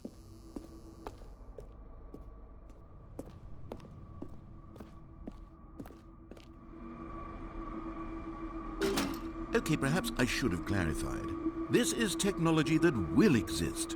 Right now, the trophy is still fully broken. I'm not a wizard, Stanley, but I guarantee it will be fixed in the sequel to at last satisfy the hordes of ravenous fans all over the world who have been uproariously demanding this feature. Gamers, we hear you, and I promise it will happen.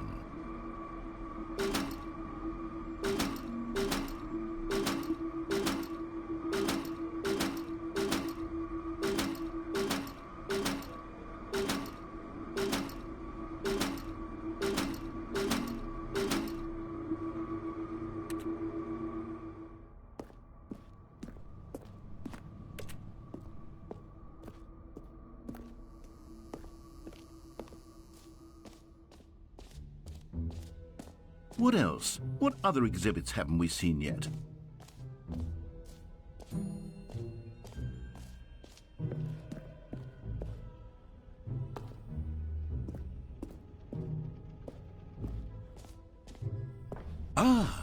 Collectibles.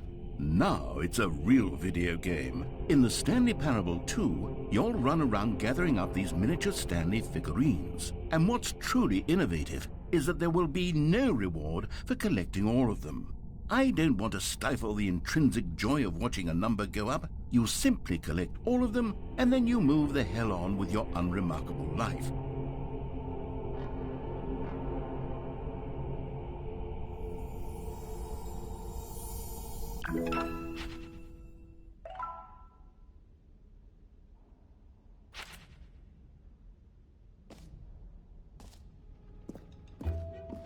God, it really is the worst when you collect everything in a video game and then they give you a big fancy reward for it. Absolutely tragic.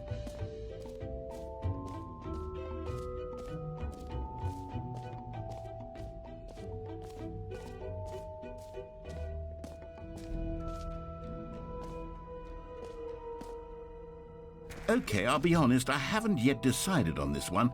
I think that in the new version, the office could use a bit of decoration, like balloons. But I'm undecided on Get Well Someday and Happy 12th Birthday. Which would you go with? You know, sometimes when you solicit another person's opinion, it makes you realize that you knew which one you actually really wanted all along. Get Well Someday it is.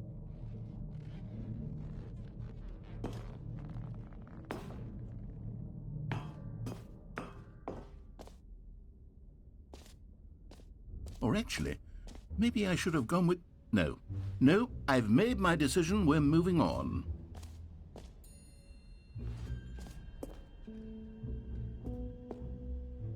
A common complaint of the Stanley Parable was that it was confusing and paradoxical, that it engendered a chaotic sense of reckless despair in those who played it. Well, I'm happy to say that after much consideration, I've engineered a clever solution to this fundamental problem with the game. It's the Stanley Parable Reassurance Bucket. You see, Stanley, anytime you're holding the bucket, a sense of calm and ease will fill your mind and your heart. It's true. As long as you hold on to the bucket, the many disorienting contradictions of the Stanley Parable will feel perfectly normal and perhaps even comforting. You may even come to long for the gentle embrace of jarring cognitive dissonance while the bucket is in your arms. And to be honest, it's a much more convenient solution for me than actually redesigning the game to be less uncomfortable. Can you imagine what a pain in the ass that would be? Yes, the bucket is the perfect solution. Come on, give it a try.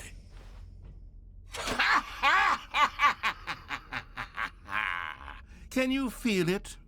The glow of comfort, even in the face of crushing despair, must already be sweeping through your body. And in fact, can I say that I do believe the bucket lends you an air of charisma as well?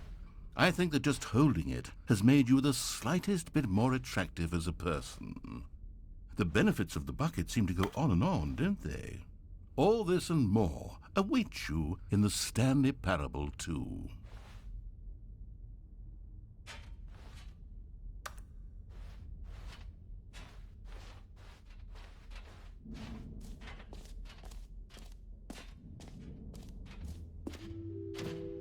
Does anyone give out awards for most enjoyable bucket in a video game? That really should be an award if it isn't already.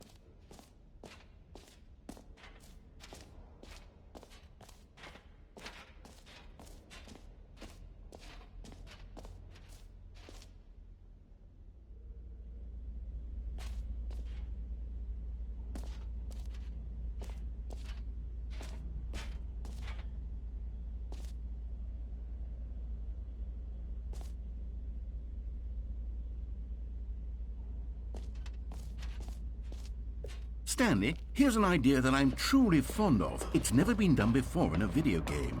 This is, in fact, a hole that you can fall down forever. That's right. Infinite falling. You can fall until the end of time, if you like. A stunning leap forward for video games as a medium.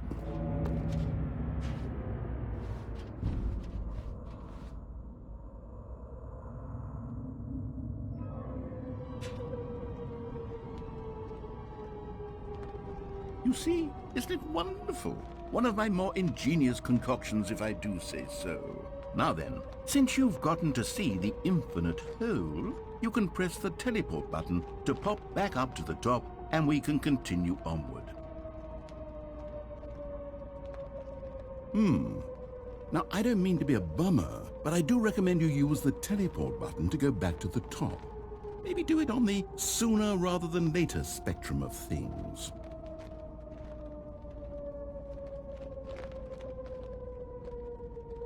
Okay, Stanley, I don't know quite how to say this tactfully, but it's possible that I slightly exaggerated the infinite nature of the hole. Is it a very, very deep hole? To be certain it is. It's an extremely deep hole. I don't want anyone to say that it isn't an astonishingly deep hole. It is. Is it infinite? Well, that sort of depends on your definition of infinity. From one perspective, the infinite is merely philosophical in nature. It's more of a... Okay, well, good for you. You found the bottom of the hole. You found me out, Stanley. I'm a liar and a cheat, and you're so clever. Look, I think the issue here is just that you're unusually fascinated by falling. What normal person actually wants to fall infinitely? I figured the hole was as deep as anyone would actually need. Don't you put this on me. Maybe you're the problem. Look, things got a little heated there. I think we both said some things we didn't mean. Why don't we just put all this behind us and agree to just call the hole mostly infinite? If that works for you, then go ahead and press the teleport button to warp up to the top of the hole and we can move on. I'll just be up here when you're ready.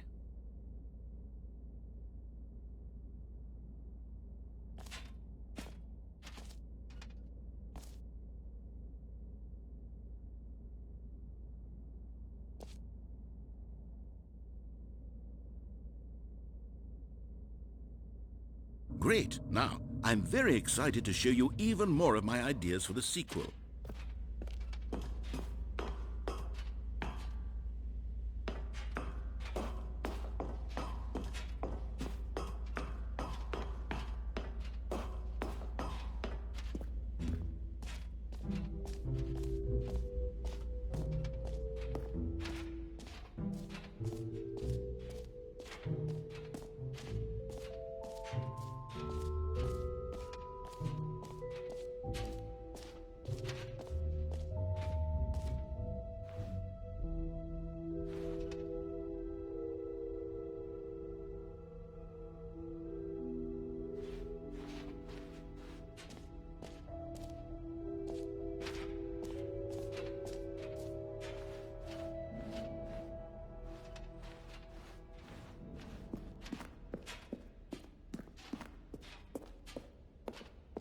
All right, have you seen everything you wanted to? Ready to move on now?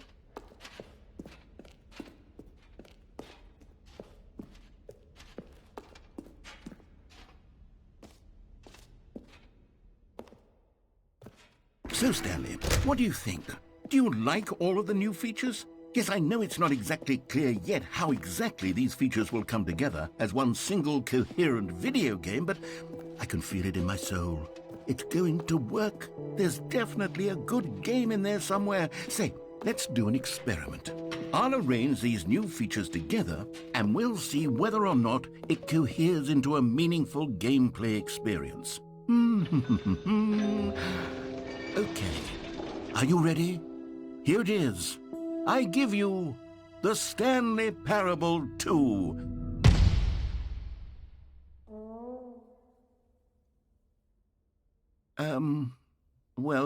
I mean, there's potential here, right? It's sort of... Okay, never mind. Hold on. Let me do a different arrangement. Okay, yes, this is much better. I feel good about this. Here we go. Version 2. Who am I kidding, Stanley? This isn't a coherent video game at all. It's a lot of gags. And I do very much enjoy creating gags, but they don't add up to anything. I wanted more than anything to create a sequel that would capture all the magic of the first game. I wanted fans to love it. No matter how good these gags are, they won't stand on their own. They would need the structure and the gameplay of the original. Wait, maybe that's it. I can take the original Stanley Parable and simply, well, insert a few of my new features into it. Tastefully, of course. With respect. With care for the vision and integrity of the original game. Would it possibly work? I suppose it could. But it would need a really, really tremendous title screen. A title screen that says with bold and uncompromising conviction, "This is the Stanley Parable 2. Let me see if I can whip something up. All right, perfect. Go ahead. Take a look.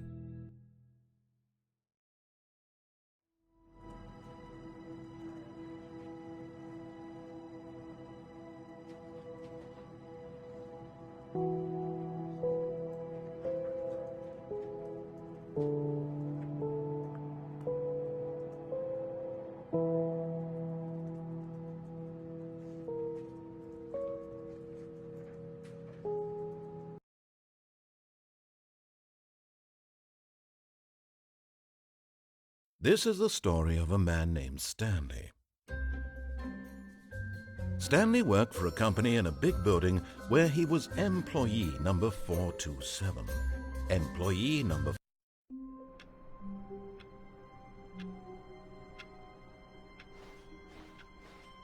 All of his co-workers were gone.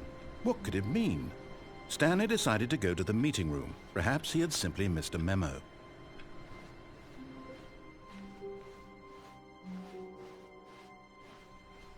Stanley picked up the bucket.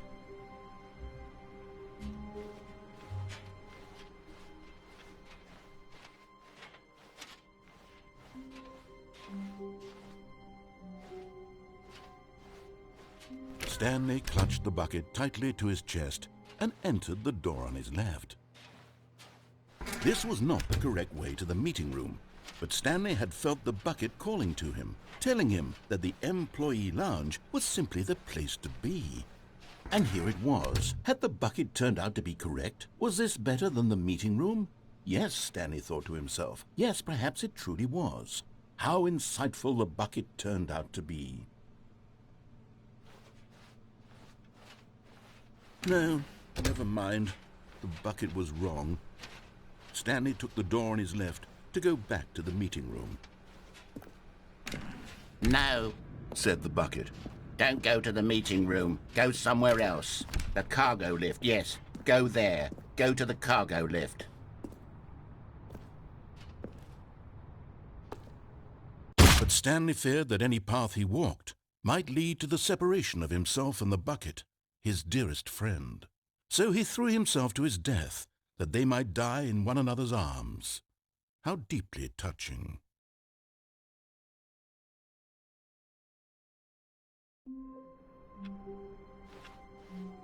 Just a step through this door, Stanley thought to himself, that's all I need.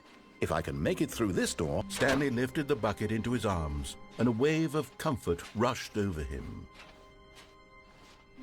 Stanley clutched the bucket tightly to his chest. This was not the correct way to the meeting room, but Stanley had felt the bucket calling to him, telling him that the employee lounge was simply the place to be. And here it was. Had the bucket turned out to be correct? Was it? No, never mind. The bucket was wrong. Stanley took the door on his left to go back to the meeting room. No, said the bucket. Don't go to the meeting room. Go somewhere else. The cargo lift, yes. Go there. Good, said the bucket. Now ride the lift all the way to the top. There's something up there I need you to do. Stanley did not question why or how this bucket was speaking to him.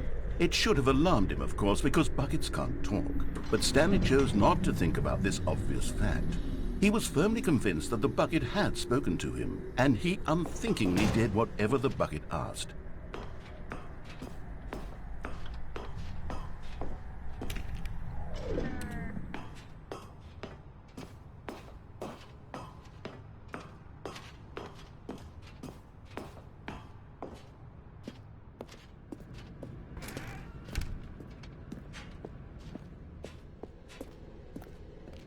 No, stop. Look there on the wall, you see? There's a sign right there. It says, no buckets past this point.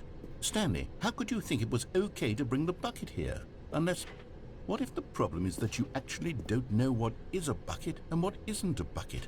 I suppose that would explain a lot about your behavior up to this point, which, if that's true, well, my goodness, I think we have to do something about it. This misunderstanding could have dire consequences on the entire rest of the game if not addressed quickly and properly.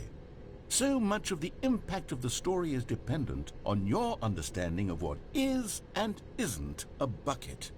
Please, step in here for a moment.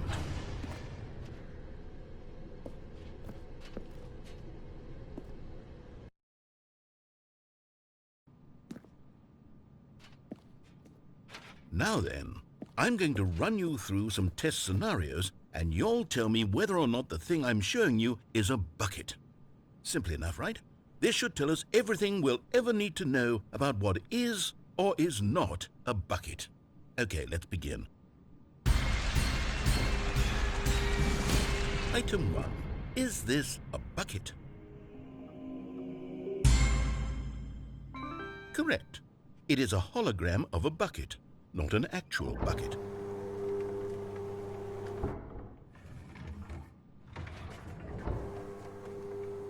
Item 2. Is this a bucket?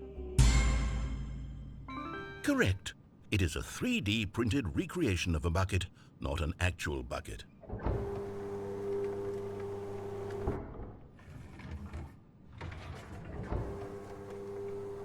Item 3.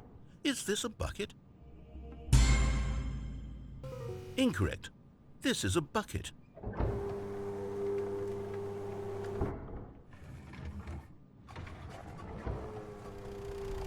Item 4. Is this a bucket? What? Are you hallucinating? This is a tractor. It's an enormous machine that tills the earth. I thought this was a gimmick. How on earth did you manage to screw it up? Absolutely incredible. Let's just move on to the next one.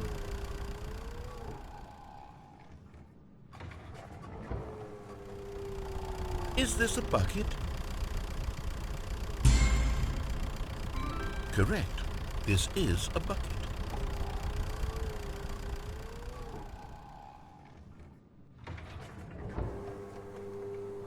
Item 6.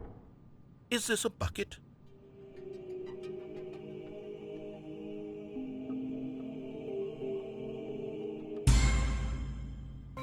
Trick question. Both. Gotcha.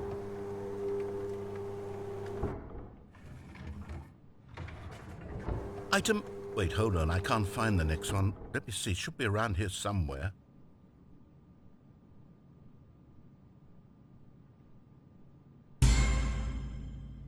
Okay, you and I both know there isn't anything here. And I don't appreciate the implication that nothing is a bucket when we both clearly know that a bucket is something, and therefore nothing could possibly be something. Unless, in your twisted mind, have you somehow convinced yourself that a bucket is nothing? Answer me straight, Stanley. Do you believe that nothing is a bucket? You know what? I'm too confused to even sort it out. I've lost all sense of perspective. What is a bucket? What isn't a bucket? Mere moments ago I could answer these questions with confidence, and yet now I'm somewhat adrift. Do any of us know what a bucket is? Am I a bucket? Stanley, I can't keep doing this. I'm losing myself, and myself was all I ever had to begin with. I'm afraid the bucket is threatening to tear our relationship apart. I can't have that. I'm sorry, but I'm going to erase all buckets from the game entirely. Okay, here we go.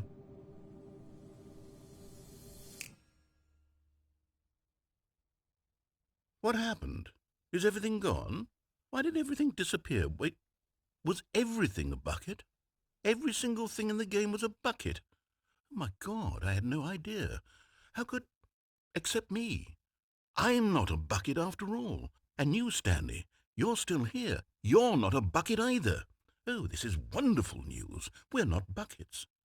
Yes, I actually feel much more at ease right now. It's delightful to get some clarity on that issue, but it doesn't change the fact that we haven't got a game. So, tell you what, I'll reset everything and we'll put back all of the buckets, okay? And we'll know that it's all a bucket, But if you run into anyone else, maybe don't mention that. Who knows what that information might do to a person? All right, here we go.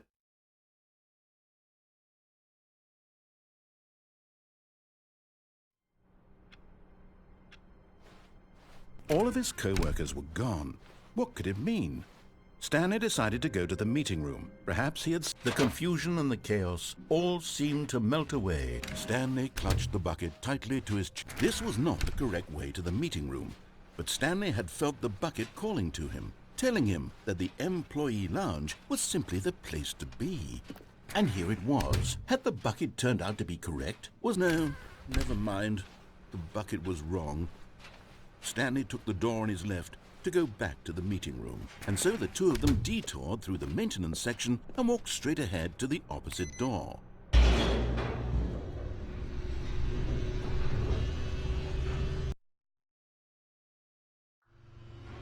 Oh, good Stanley, I'm glad you found your way here. I knew you'd find this place eventually. You see, your friends and I are concerned for you, Stanley. We've come together here because we care about you very much. It's this bucket you're carrying around everywhere. The bucket isn't even from the original Stanley Parable. It's just sequel content. We're the ones that matter, Stanley. Classic characters from the first game, like the Adventure Line and the Broom Closet. Because that's what fans want from a sequel. They want more of their favorite jokes, not this bucket that they've never seen before.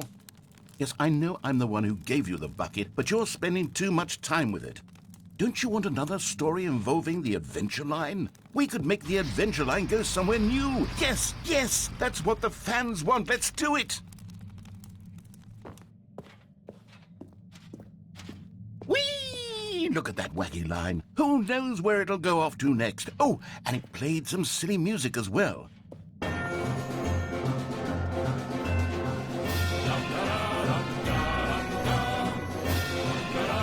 Now this is what the Stanley Parable is all about. Don't you remember all those great jokes from the original dialogue? Also, Stanley is addicted to drugs and hookers.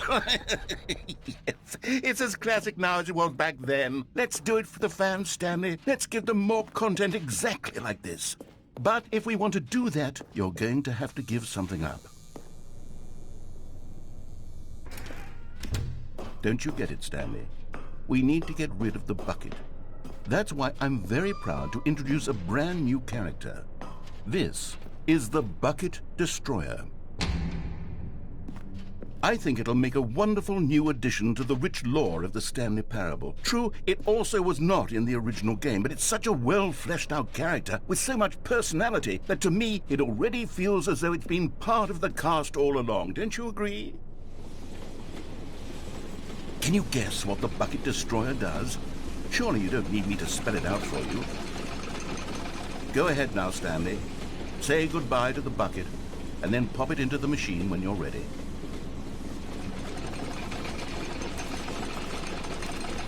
Now listen to me. It's crucial that you give it the bucket. I don't know what the Bucket Destroyer will do if it can't destroy your bucket. Destroying buckets is all it knows. That is its singular personality trait. Sure, I can hear you saying, how does a character with only one personality trait deserve to join the pantheon of beloved Stanley Parable characters? Well, you see, if you were to really explore the Bucket Destroyer, you would see that its desire to crush buckets is so densely loaded with complexity and nuance that it's really like 10 personality traits. What other object in this game can you even say that about? The Broom Closet? Certainly not. I wonder what sort of Bucket Destroyer merchandise the fans will be clamoring for after this. Okay, the Bucket Destroyer is getting very upset now. You'll have to hurry and feed it. We can't get back to the classic Stanley Parable characters like the Adventure Line or the Bucket Destroyer until you crush that damn bucket.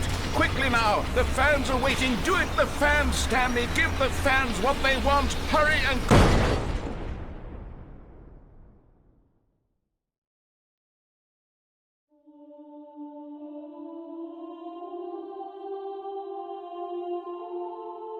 The Bucket Destroyer, my prized creation. You had so much potential. We were going to do such marvelous things with you, tell such spellbinding stories about you. All of it squandered now. Goodbye, new friend. for the moment in time that you were here. You were magnificent.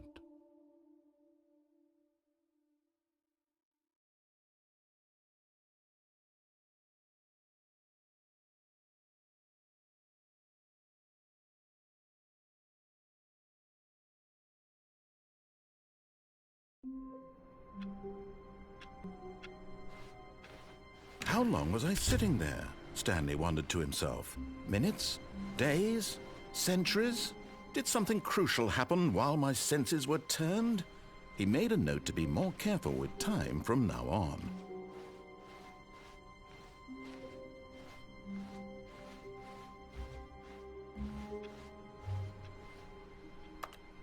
Warmth spread through Stanley's arms. With the bucket in his arms again, he was home. Stanley clutched the bucket tightly to his chest and entered the door on his left.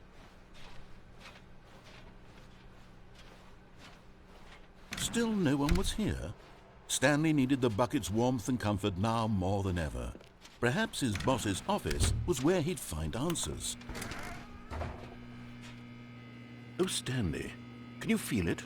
The broom closet. It wants the bucket. You can feel that, can't you? The aura of jealousy, it's as clear as day. This broom closet believes it deserves the bucket. I can really feel it now.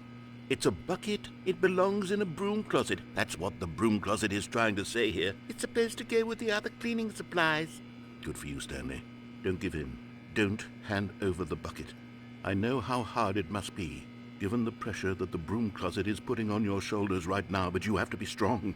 This is your bucket. This is your companion and lifelong friend. You can't hand it over. Oh, no. We're getting into name-calling now, it seems. Is this how low the broom closet has sunk, that it has to resort to this stream of petty insults simply in order to get you to hand over the bucket?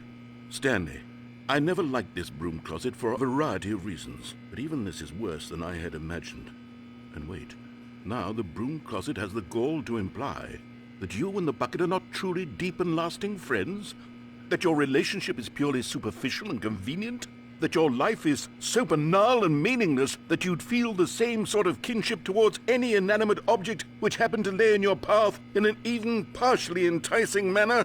Well, I never. Go on, Stanley. Lay into it. Really tell the broom closet off for its demeaning comments. Expand on the wide variety of experiences you and the bucket have shared together. Go through each of them point by point. Share your journal entries detailing the rich emotional landscape of your feelings for the bucket as they have changed and evolved over the years. Let him have it.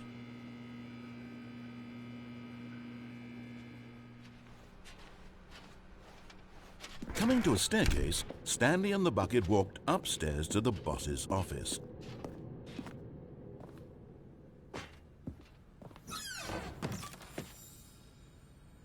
You found one of them. One of the miniature Stanley figurines. Remember, no reward for collecting all of these, only the intrinsic pleasure of a job well done. You can't buy that sort of happiness, Stanley. God knows I've tried. So, I implore you to savor each and every moment you come across one of these beautiful figurines.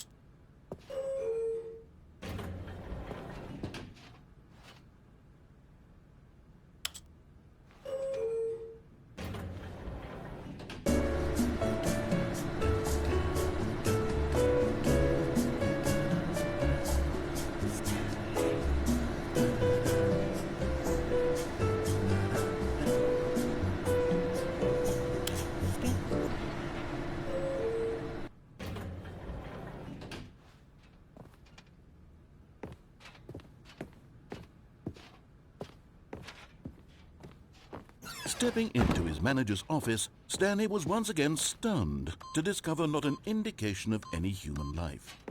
Crushed by the weight of this revelation, Stanley may have broken down into an emotional dumpster fire, if not for this. But Stanley guessed the correct code by sheer luck. Was it that the bucket knew all along? Was the bucket guiding him?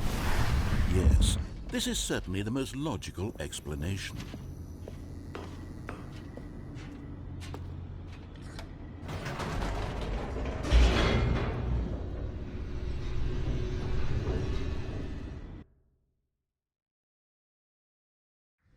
The elevator raced downward, plummeting towards an unknown fate.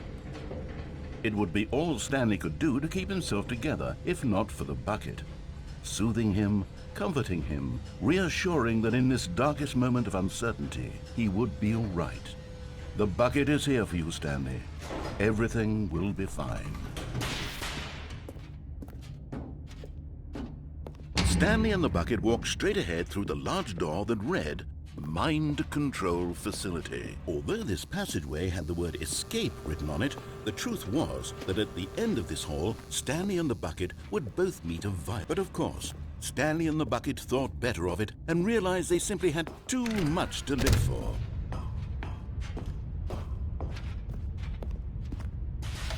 The lights rose on an enormous room packed with television screens.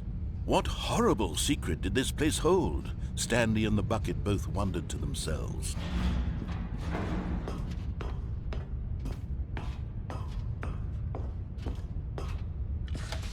The monitors jumped to life, and Stanley nearly dropped the bucket in shock. Everyone in the office was being videotaped, monitored like guinea pigs.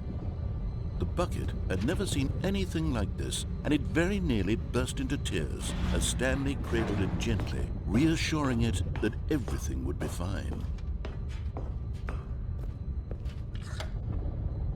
Was the bucket under the mind control facility's influence as well? Had the bucket been told to do things it didn't wish to do? What kinds of things does a bucket want to do or not want to do in the first place? These questions raced furiously in Stanley's feeble mind. No! He screamed into the bucket. He couldn't accept it. His own life in someone else's control, never! He squeezed the bucket tighter, his one friend in the entire world. At this point, he could trust no one except for the bucket. But here was the proof. The heart of the operation. Controls labeled with emotions, happy or sad or content. Walking, eating, working, all of it monitored and commanded from this very place. And as the cold reality of his past began to sink in, Stanley decided that this machinery would never again exert its terrible power over another human life. For he and the bucket would dismantle the controls for good. But at the last second, the bucket jumped in and pressed the button to turn on the controls. Stanley gasped in horror. Had this been the bucket's plan all along? To take over the machine and claim the power for itself? How could the bucket have betrayed him like this?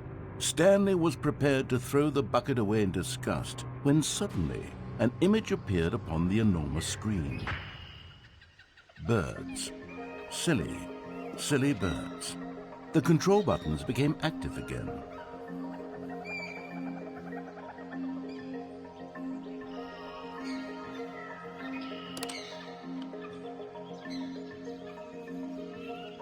Stanley flipped through one video of silly birds after another, and then it dawned on him.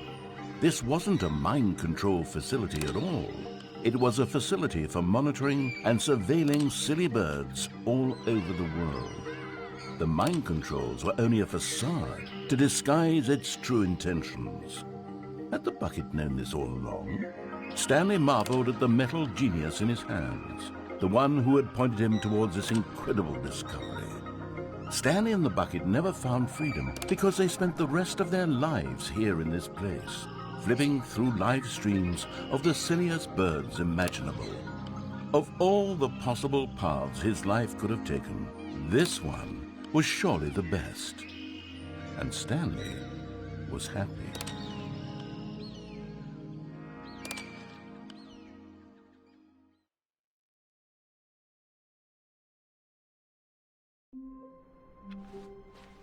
All of his co-workers were gone.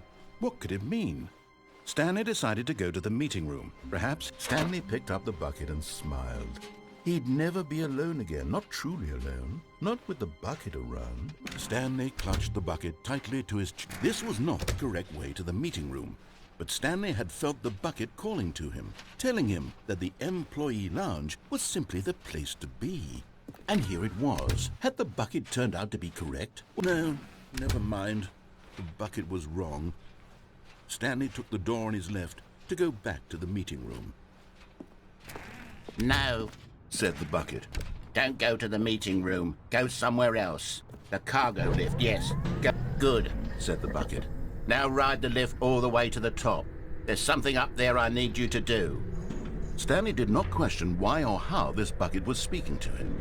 It should have alarmed him, of course, because buckets can't talk. But Stanley chose not to think about this obvious fact.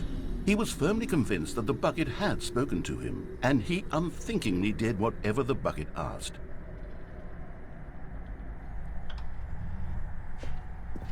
In here. Said the bucket. Go into this dark room over here. Stanley once again obeyed blindly.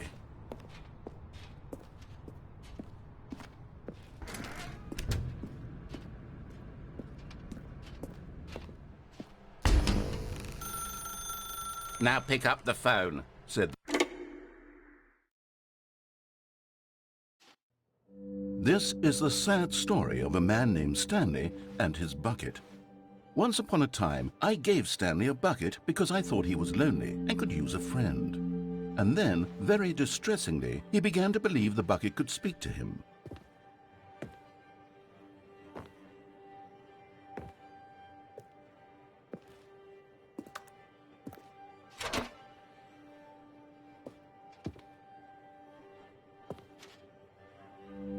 The Stanley Parable Reassurance Bucket was merely meant to provide the comforting glow of companionship. It doesn't literally talk and give you orders. Whatever Stanley is hearing the bucket say to him is just in his head. Lately, I've been concerned about him. Wouldn't you be concerned as well? To see him delusional like this, obsessing over an inanimate metal object? I want to say something to him, but I don't know how I can convince him. I don't know if he'll listen to me. Oh, I'll try anyway. Stanley, can you hear me? Listen to me. It's just a bucket. It can't think, it can't talk. All it will ever truly do for you is effectively transfer a liquid from one location to a different location. That's it. It doesn't do anything else.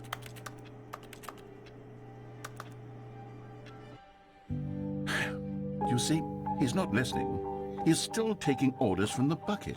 You know, once upon a time it was me he took orders from. Me he trusted and listened to. Now all he cares about is this awful bucket. This stupid hunk of metal. It's sad, but I suppose he doesn't need me anymore. From now on, he's just going to cling to this bucket, this cold, empty bucket, this sort of shiny bucket. Well, I'll give it this. The bucket does have a nice shine to it. Yes, I suppose on closer inspection that it doesn't quite look like your average hardware store bucket. It's just a little more, what am I trying to say? Sturdier, more capable of transporting liquid. Like it would be better at moving an amount of water from one room to another.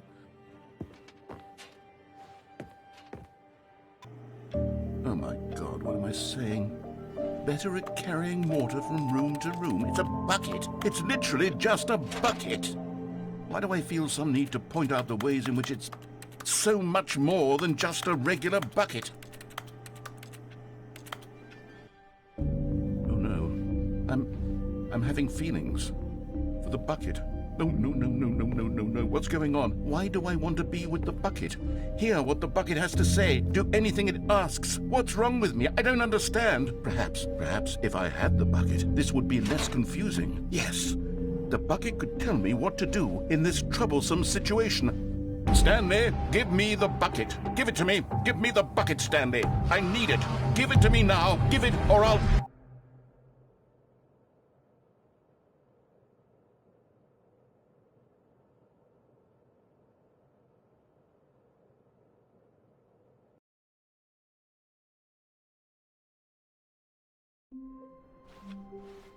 All of his co-workers were gone. What could it mean? Stanley decided to go to the meeting room. Perhaps he had simply missed a memo.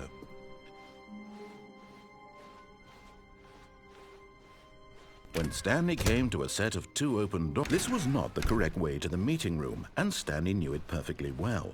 Perhaps he wanted to stop by the employee lounge first, just to admire it. It was okay.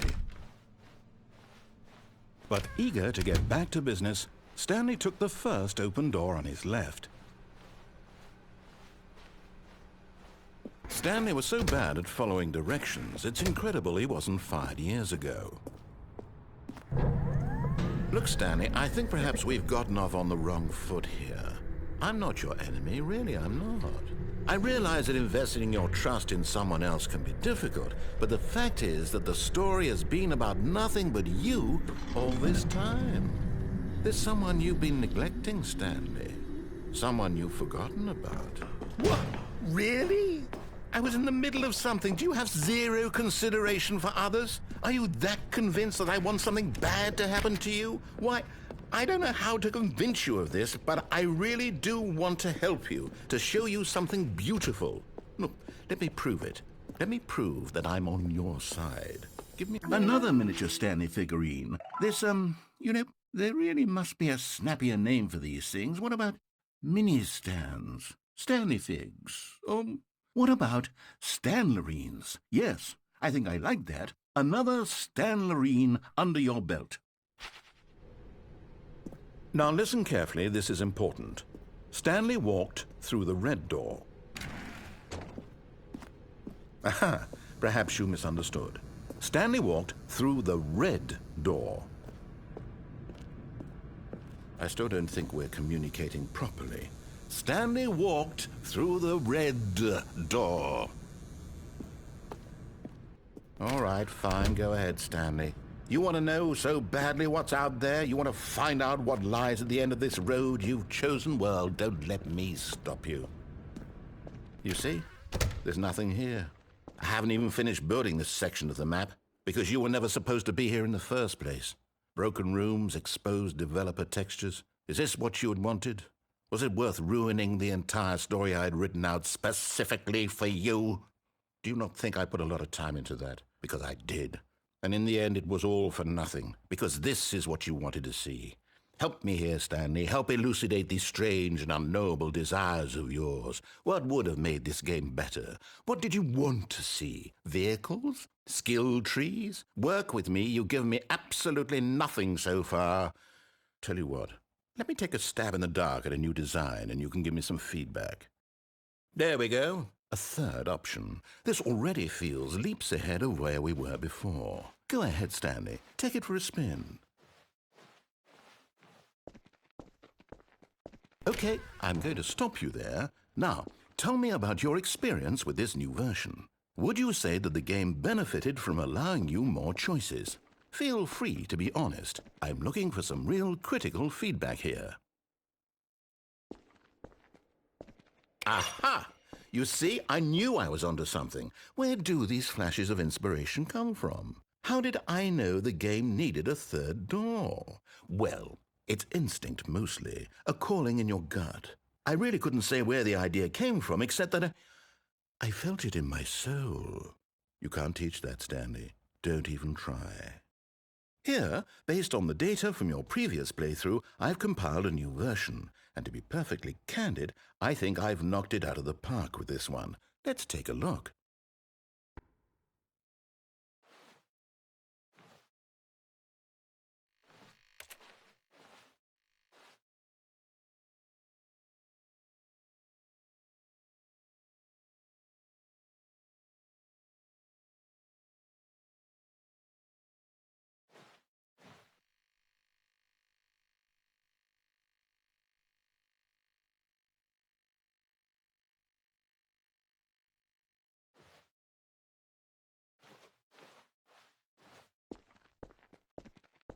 Now, would you say that competitive leaderboard helped you feel motivated to keep walking through doors? Again, honest answers, please. Hey, I nearly forgot. I've got a prototype of a new game I've been working on, and now would be a lovely opportunity to give it some play testing. You wouldn't mind taking a look at it, would you? Perfect. Let me boot it up. In this game, the baby crawls left towards danger. You click the button to move him back to the right, and if he reaches the fire, you fail. It's a very meaningful game, all about the desperation and tedium of endlessly confronting the demands of family life. I think the art world will really take notice. But of course, the message of the game only becomes clear once you've been playing it for about 4 hours. So why don't you give it 4 hours of play to make sure it's effective? Be sure to keep notes on your experience.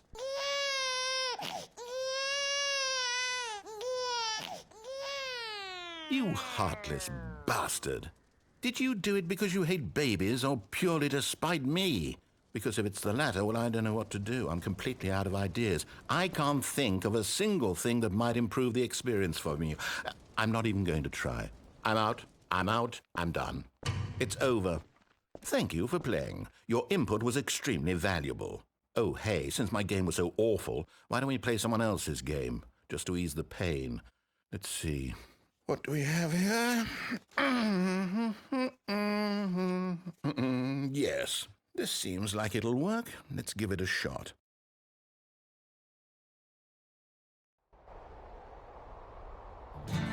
Aha! Fascinating. What do you think this game is about, Stanley? What's our backstory? What is our motivation? Well, it seems obvious to me that you are meant to play as a creepy man spying on innocent civilians below you from up high in your creep tower, perhaps for some sort of twisted erotic purpose. Yes, that must be it. What a fascinating venture into the experience of total mental depravity. So far, I love everything about this game, Stanley, and it seems there's even more. Come, let's venture outward and see what else is out there.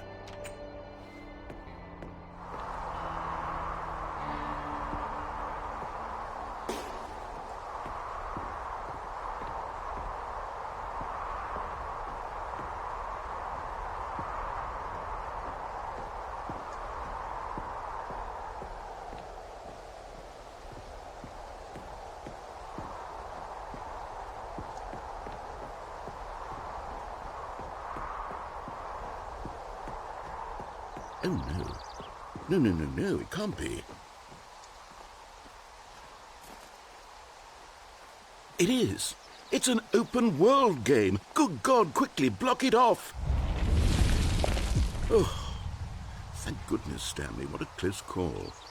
You really wandered off into that thing, that big, open, just wandering around, no right or wrong directions, no path to follow. You can just go in any... Oh, thank heavens we avoided it. We're out of the woods now, Stanley. Okay, I'm going to get us out of here. Let's find another game. Preferably something with walls. Something with nice, big, insurmountable walls. Okay, I think this will be just the thing.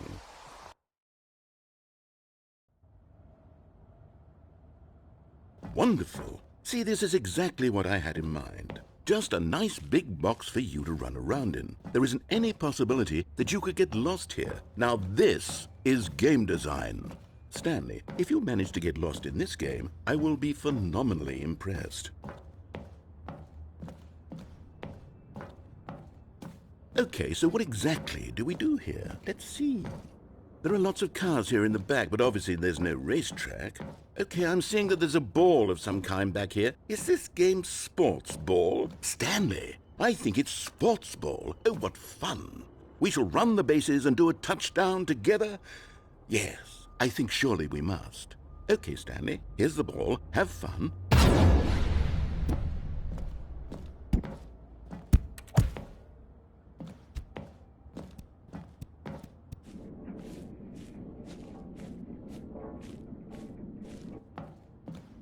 Are you doing it? Are you winning? Is this fun? Is it better than my Hold on. What are you doing?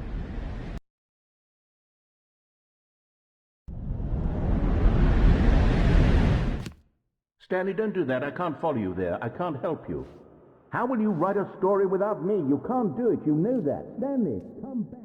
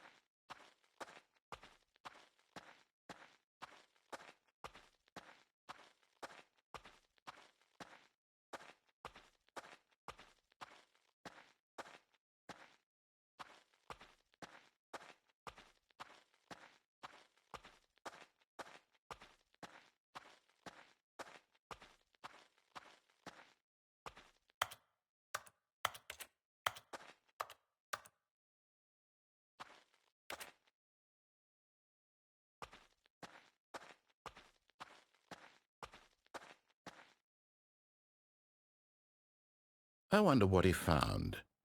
If what he wanted was to be the leading man in his own story, well, perhaps he's gotten it, down in wherever he is right now. I wonder if he's happy with his choice, and if he's learned the heavy cost that comes with it. He'll understand soon what I was trying to tell him. He needs me.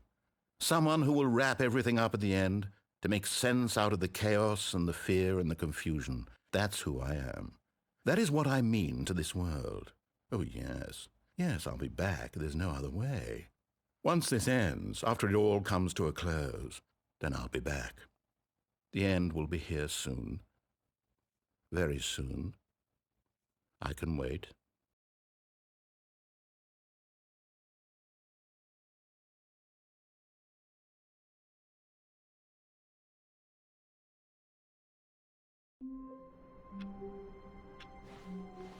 Already this was uncomfortable, and Stanley decided that as soon as he found a new space he felt safe in, that he would never leave it again in his life. The good old bucket. Just Stanley and the bucket. Off on another thrilling adventure together. Stanley clutched the bucket tightly to his chest and entered the door on his left.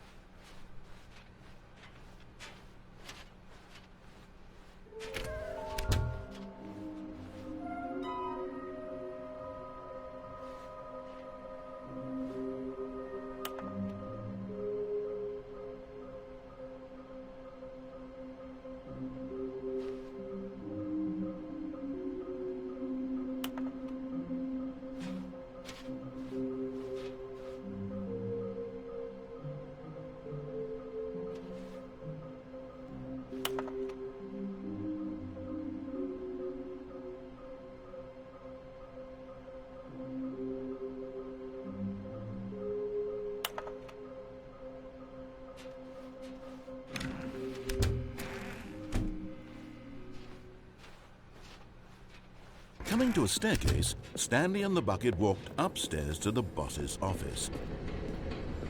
Okay, I'm going back to the name of these little Stanley figurines, and now I'm torn between Stanlerines and Figlies. What do you think, Stanley? What name better encapsulates the intrinsic sense of happiness that you get from seeing a small number in the corner of your screen go up by 1? Let me sit on it. I'm sure it will come to me.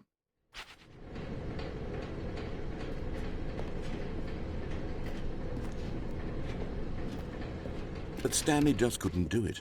He considered the possibility of facing his boss, admitting he had left his post during work hours. He might be fined for that. And in such a competitive economy, why had he taken that risk? All because he believed everyone had vanished? His boss would think he was crazy.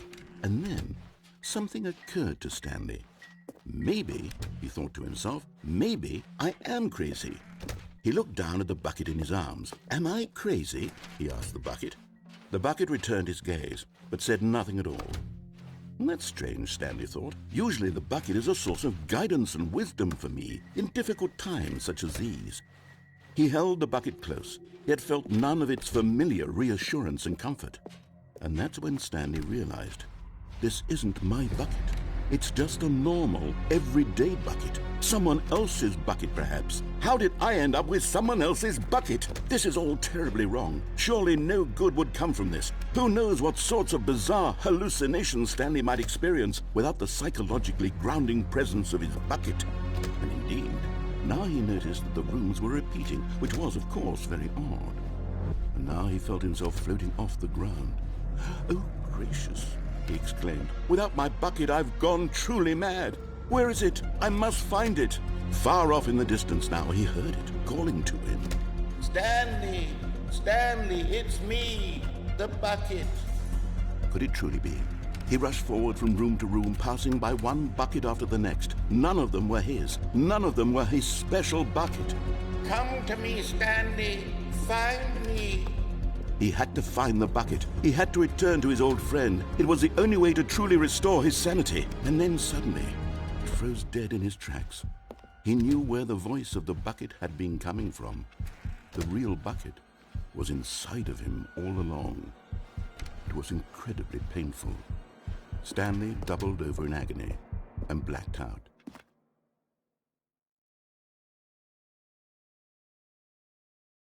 This is the story of a woman named Mariella. Mariella woke up on a day like any other.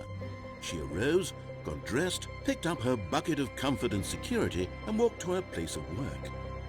But on this particular day, her walk was interrupted by the body of a man who had stumbled through town, talking and screaming to himself, and then collapsed dead on the sidewalk. Right away, she knew what the problem was. This man had no bucket. Of course he'd gone mad, ranting and raving about a narrator describing all of his actions and how everything is predetermined and free will is an illusion and it's all just a video game. It could all have been prevented if only he'd taken his bucket with him. Perhaps he didn't even realize he'd forgotten his bucket at home in the first place. How cruel the world can be, Mariella thought, and she hugged her own bucket even tighter. But of course, she had no time for this. There were a myriad of confusing problems she would soon have to confront at work, for which her bucket would provide absolute guidance and total clarity on everything. Heck yes, she thought to herself, my life kicks ass. And she backflipped all the way to work.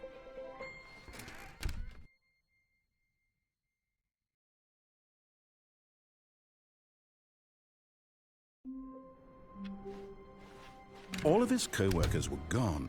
What could it mean? Stanley decided to go to the meeting room. Perhaps he had simply missed a memo.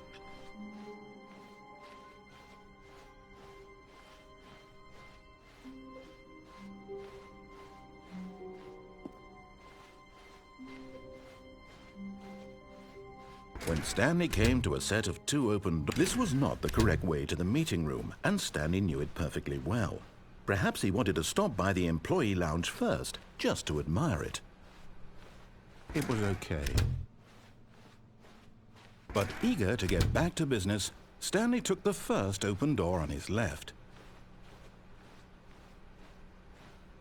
Stanley was so bad at following directions, it's incredible he wasn't fired years ago.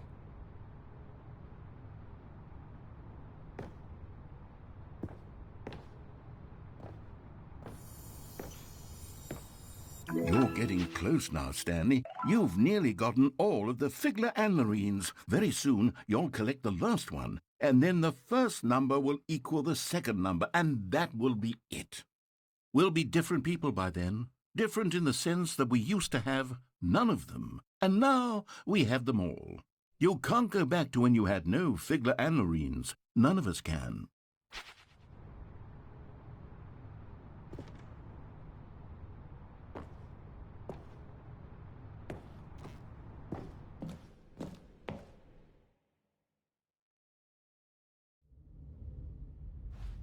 Stanley had now gotten himself so far off the beaten path that it seemed the office had begun. So far off the beaten path that it seemed the office had begun. So far off the beaten path that it seemed the office had begun. So far off the beaten path that it seemed the office had begun. So far off the beaten path that it seemed the office had begun. So far off the beaten path that it. You didn't think I was actually just a recording, did you? What a silly and trite explanation that would be. All the back and forth between you and me, all the absurd adventures we've been through, and it all turns out I'm just a tape recording? It was all just in Stanley's head. I bet that's the kind of twist you think is revelatory. I bet each and every time you watch a movie where it turns out all to be in the main character's imagination, you must absolutely bolt off the couch in pure shock at the phenomenal and intricate storytelling. It must be so simple to be you. Life being an unending waterfall of surprises and delights. How much more exciting you must find the world than the rest of us do. Now I've become sad. Look what you've done to me. This is all your fault.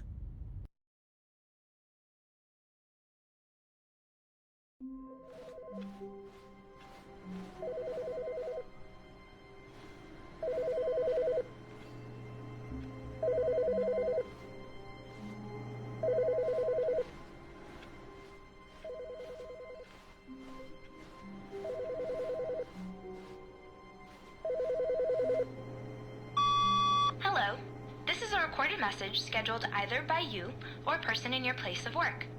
The purpose of this message is to warn you about the dangers of recorded messages. If at any time you believe you are listening to a recorded message, please terminate it immediately and cease all flow of information from the recorded message into your perceptual sphere. Thank you, and have a pleasant day.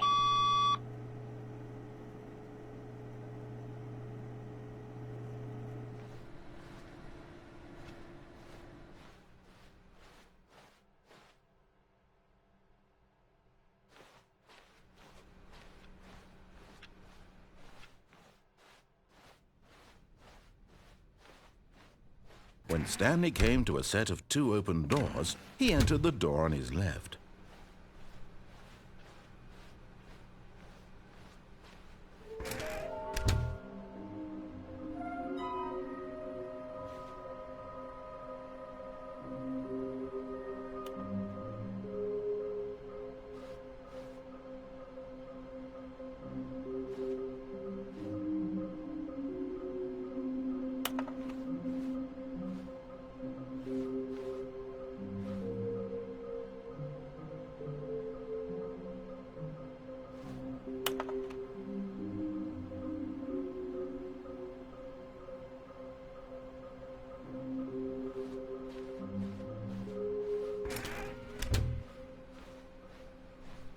Coming to a staircase, Stanley walked upstairs to his boss's office.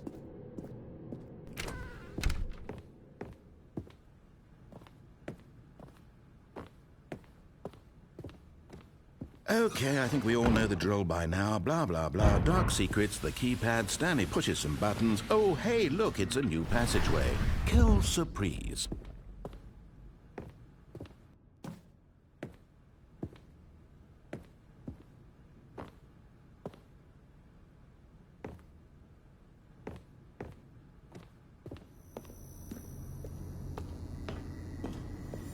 And there it is, the last Stiggly Wiggly. Savor this moment, Stanley. This is a real accomplishment. This is doing something just for the sake of doing it.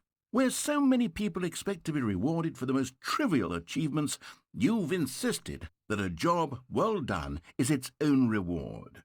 I would tell you that I'm proud of you for collecting them all, but that would be like a reward, and we can't have that. So, instead I'll just say, it's done. We're all done here. And now we can go to whatever the hell you were doing before you hunted for figurines.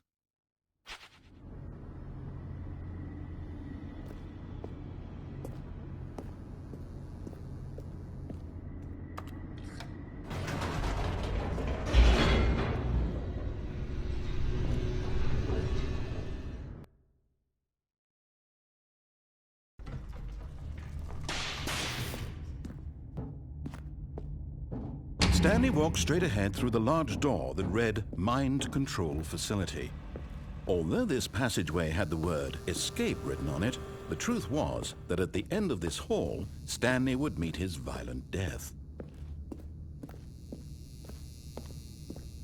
The door behind him was not shut. Stanley still had every opportunity to turn around and get back on track. At this point, Stanley was making a conscious, concerted effort to walk forward, and willingly confront his death.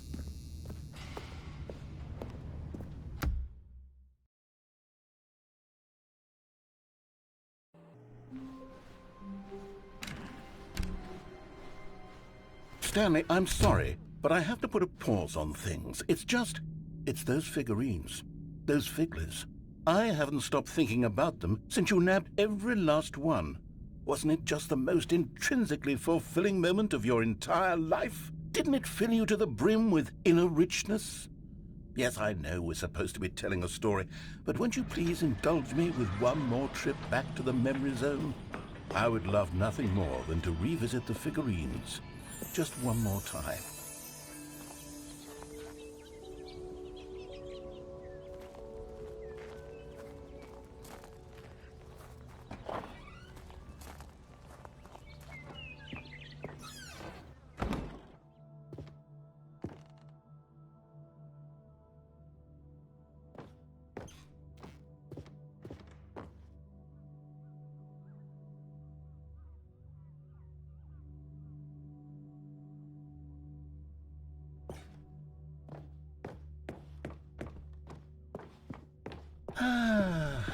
Here's where it all began.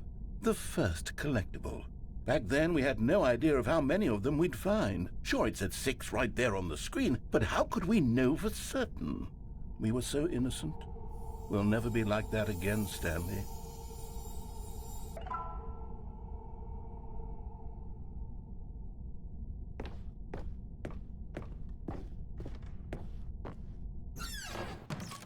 And here was the second Stanlerine. You found this one all on your own, just by poking around in the boss's bathroom. You did that, Stanley. I'll be honest. Back then I had no faith in you to find any of them, let alone 6. But you continue to surprise me in all sorts of mundane, unremarkable ways.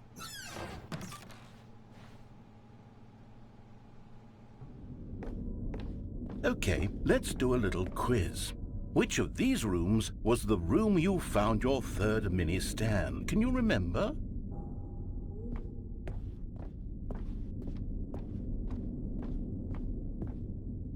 Hey, that's exactly right. It was here by the red and blue doors. It was the third one. You picked it up, and then after that, you had 3 of them. I'm glad these moments are so crystal clear in your memory, but I shouldn't be surprised. After all, science tells us that it's impossible to forget your third time doing anything.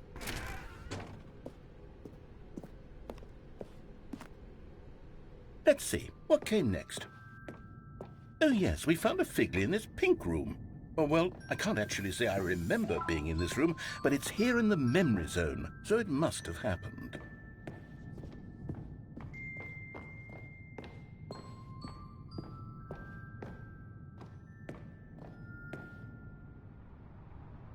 This was the 5th mini-Stan, and this one was really something special. It was in the warehouse. I remember it so clearly.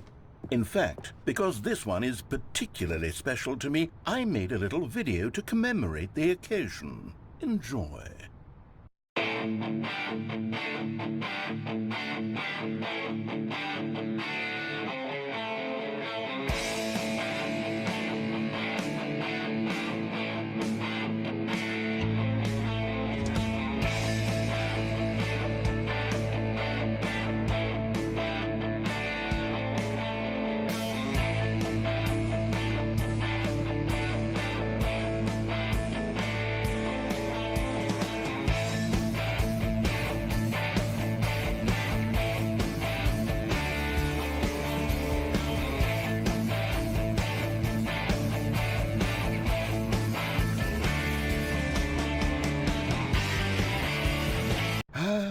Takes you back, doesn't it? I spent a lot of time making that video, but it was 8 minutes I wouldn't have spent on anything else.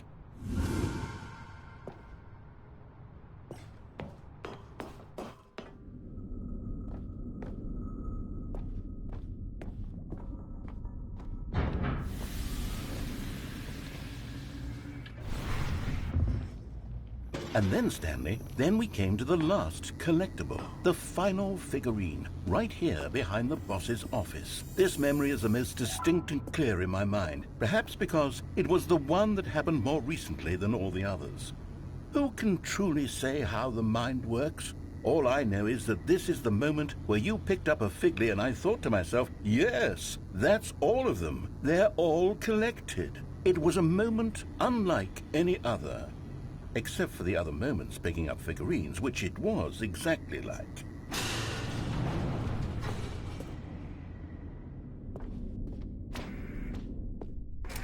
And then there was no more, because we've caught up to the present moment. Nothing left to do but move onward into the future. Goodbye, Memory Zone.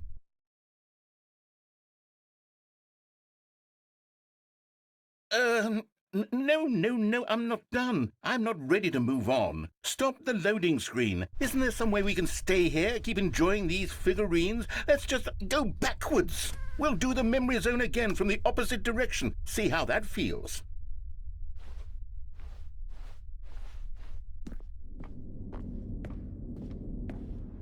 Okay, yes, the back of the boss's office. I remember this.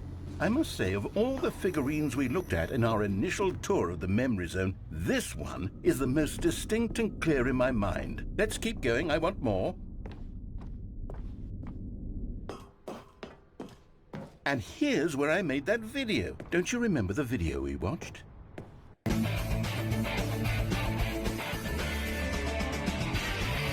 Yes, I love that video.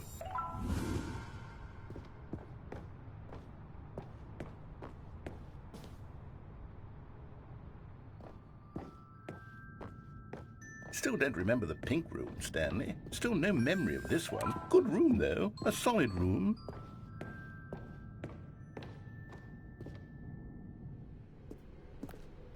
These really were a treat to hunt down. You know, if there had been any kind of reward for finding all of these, it really would have neutered the intrinsic joy of collecting them. I'm very glad we resisted the temptation. Next one.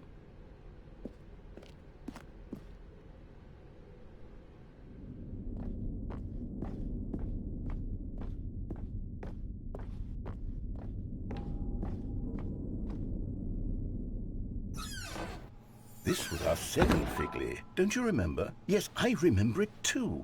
The past is truly a wonderful thing. Why does anyone ever choose to leave it? Keep going. This is it, the very first one we found in the exhibit where I introduced you to the figurines. Oh, I want more memories, Stanley. I want to keep going. What else is there? What came before this?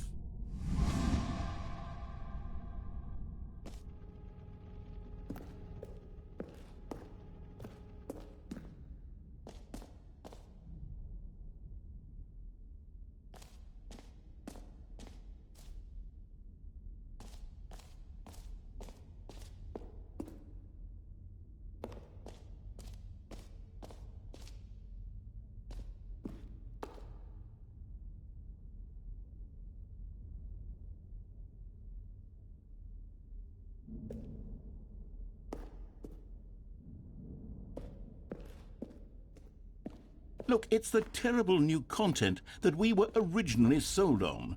I remember hating it back then, but time does put a rosy filter on everything. In fact, I dare say I'm actually quite fond of it now. Look how much... Oh, yes! The two doors! Who could have forgotten that? A classic memory, this one.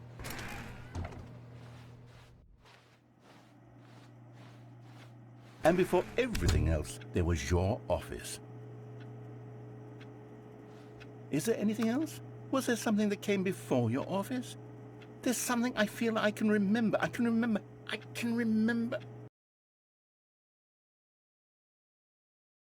Yes, I'm remembering something now. I remember before this whole story got started. Back then I was different. I used to make big decisions. I was passionate. I was skeptical. I weighed each decision with profound thoughtfulness. And then somewhere along the way, I stopped making decisions. I became lazy. And I came up with a character named Stanley to do my thinking for me. He would make the decisions. He would decide which way to go. I would cheer him on as he collected figurines for no reason. Why did I invent Stanley? Was I lonely? Yes, perhaps that's it. Perhaps I needed to imagine I had companionship. And Stanley really did make for a wonderful companion, even if he was a fiction. But I suppose it's grown old. I want to think for myself again. I want to go back to how it used to be.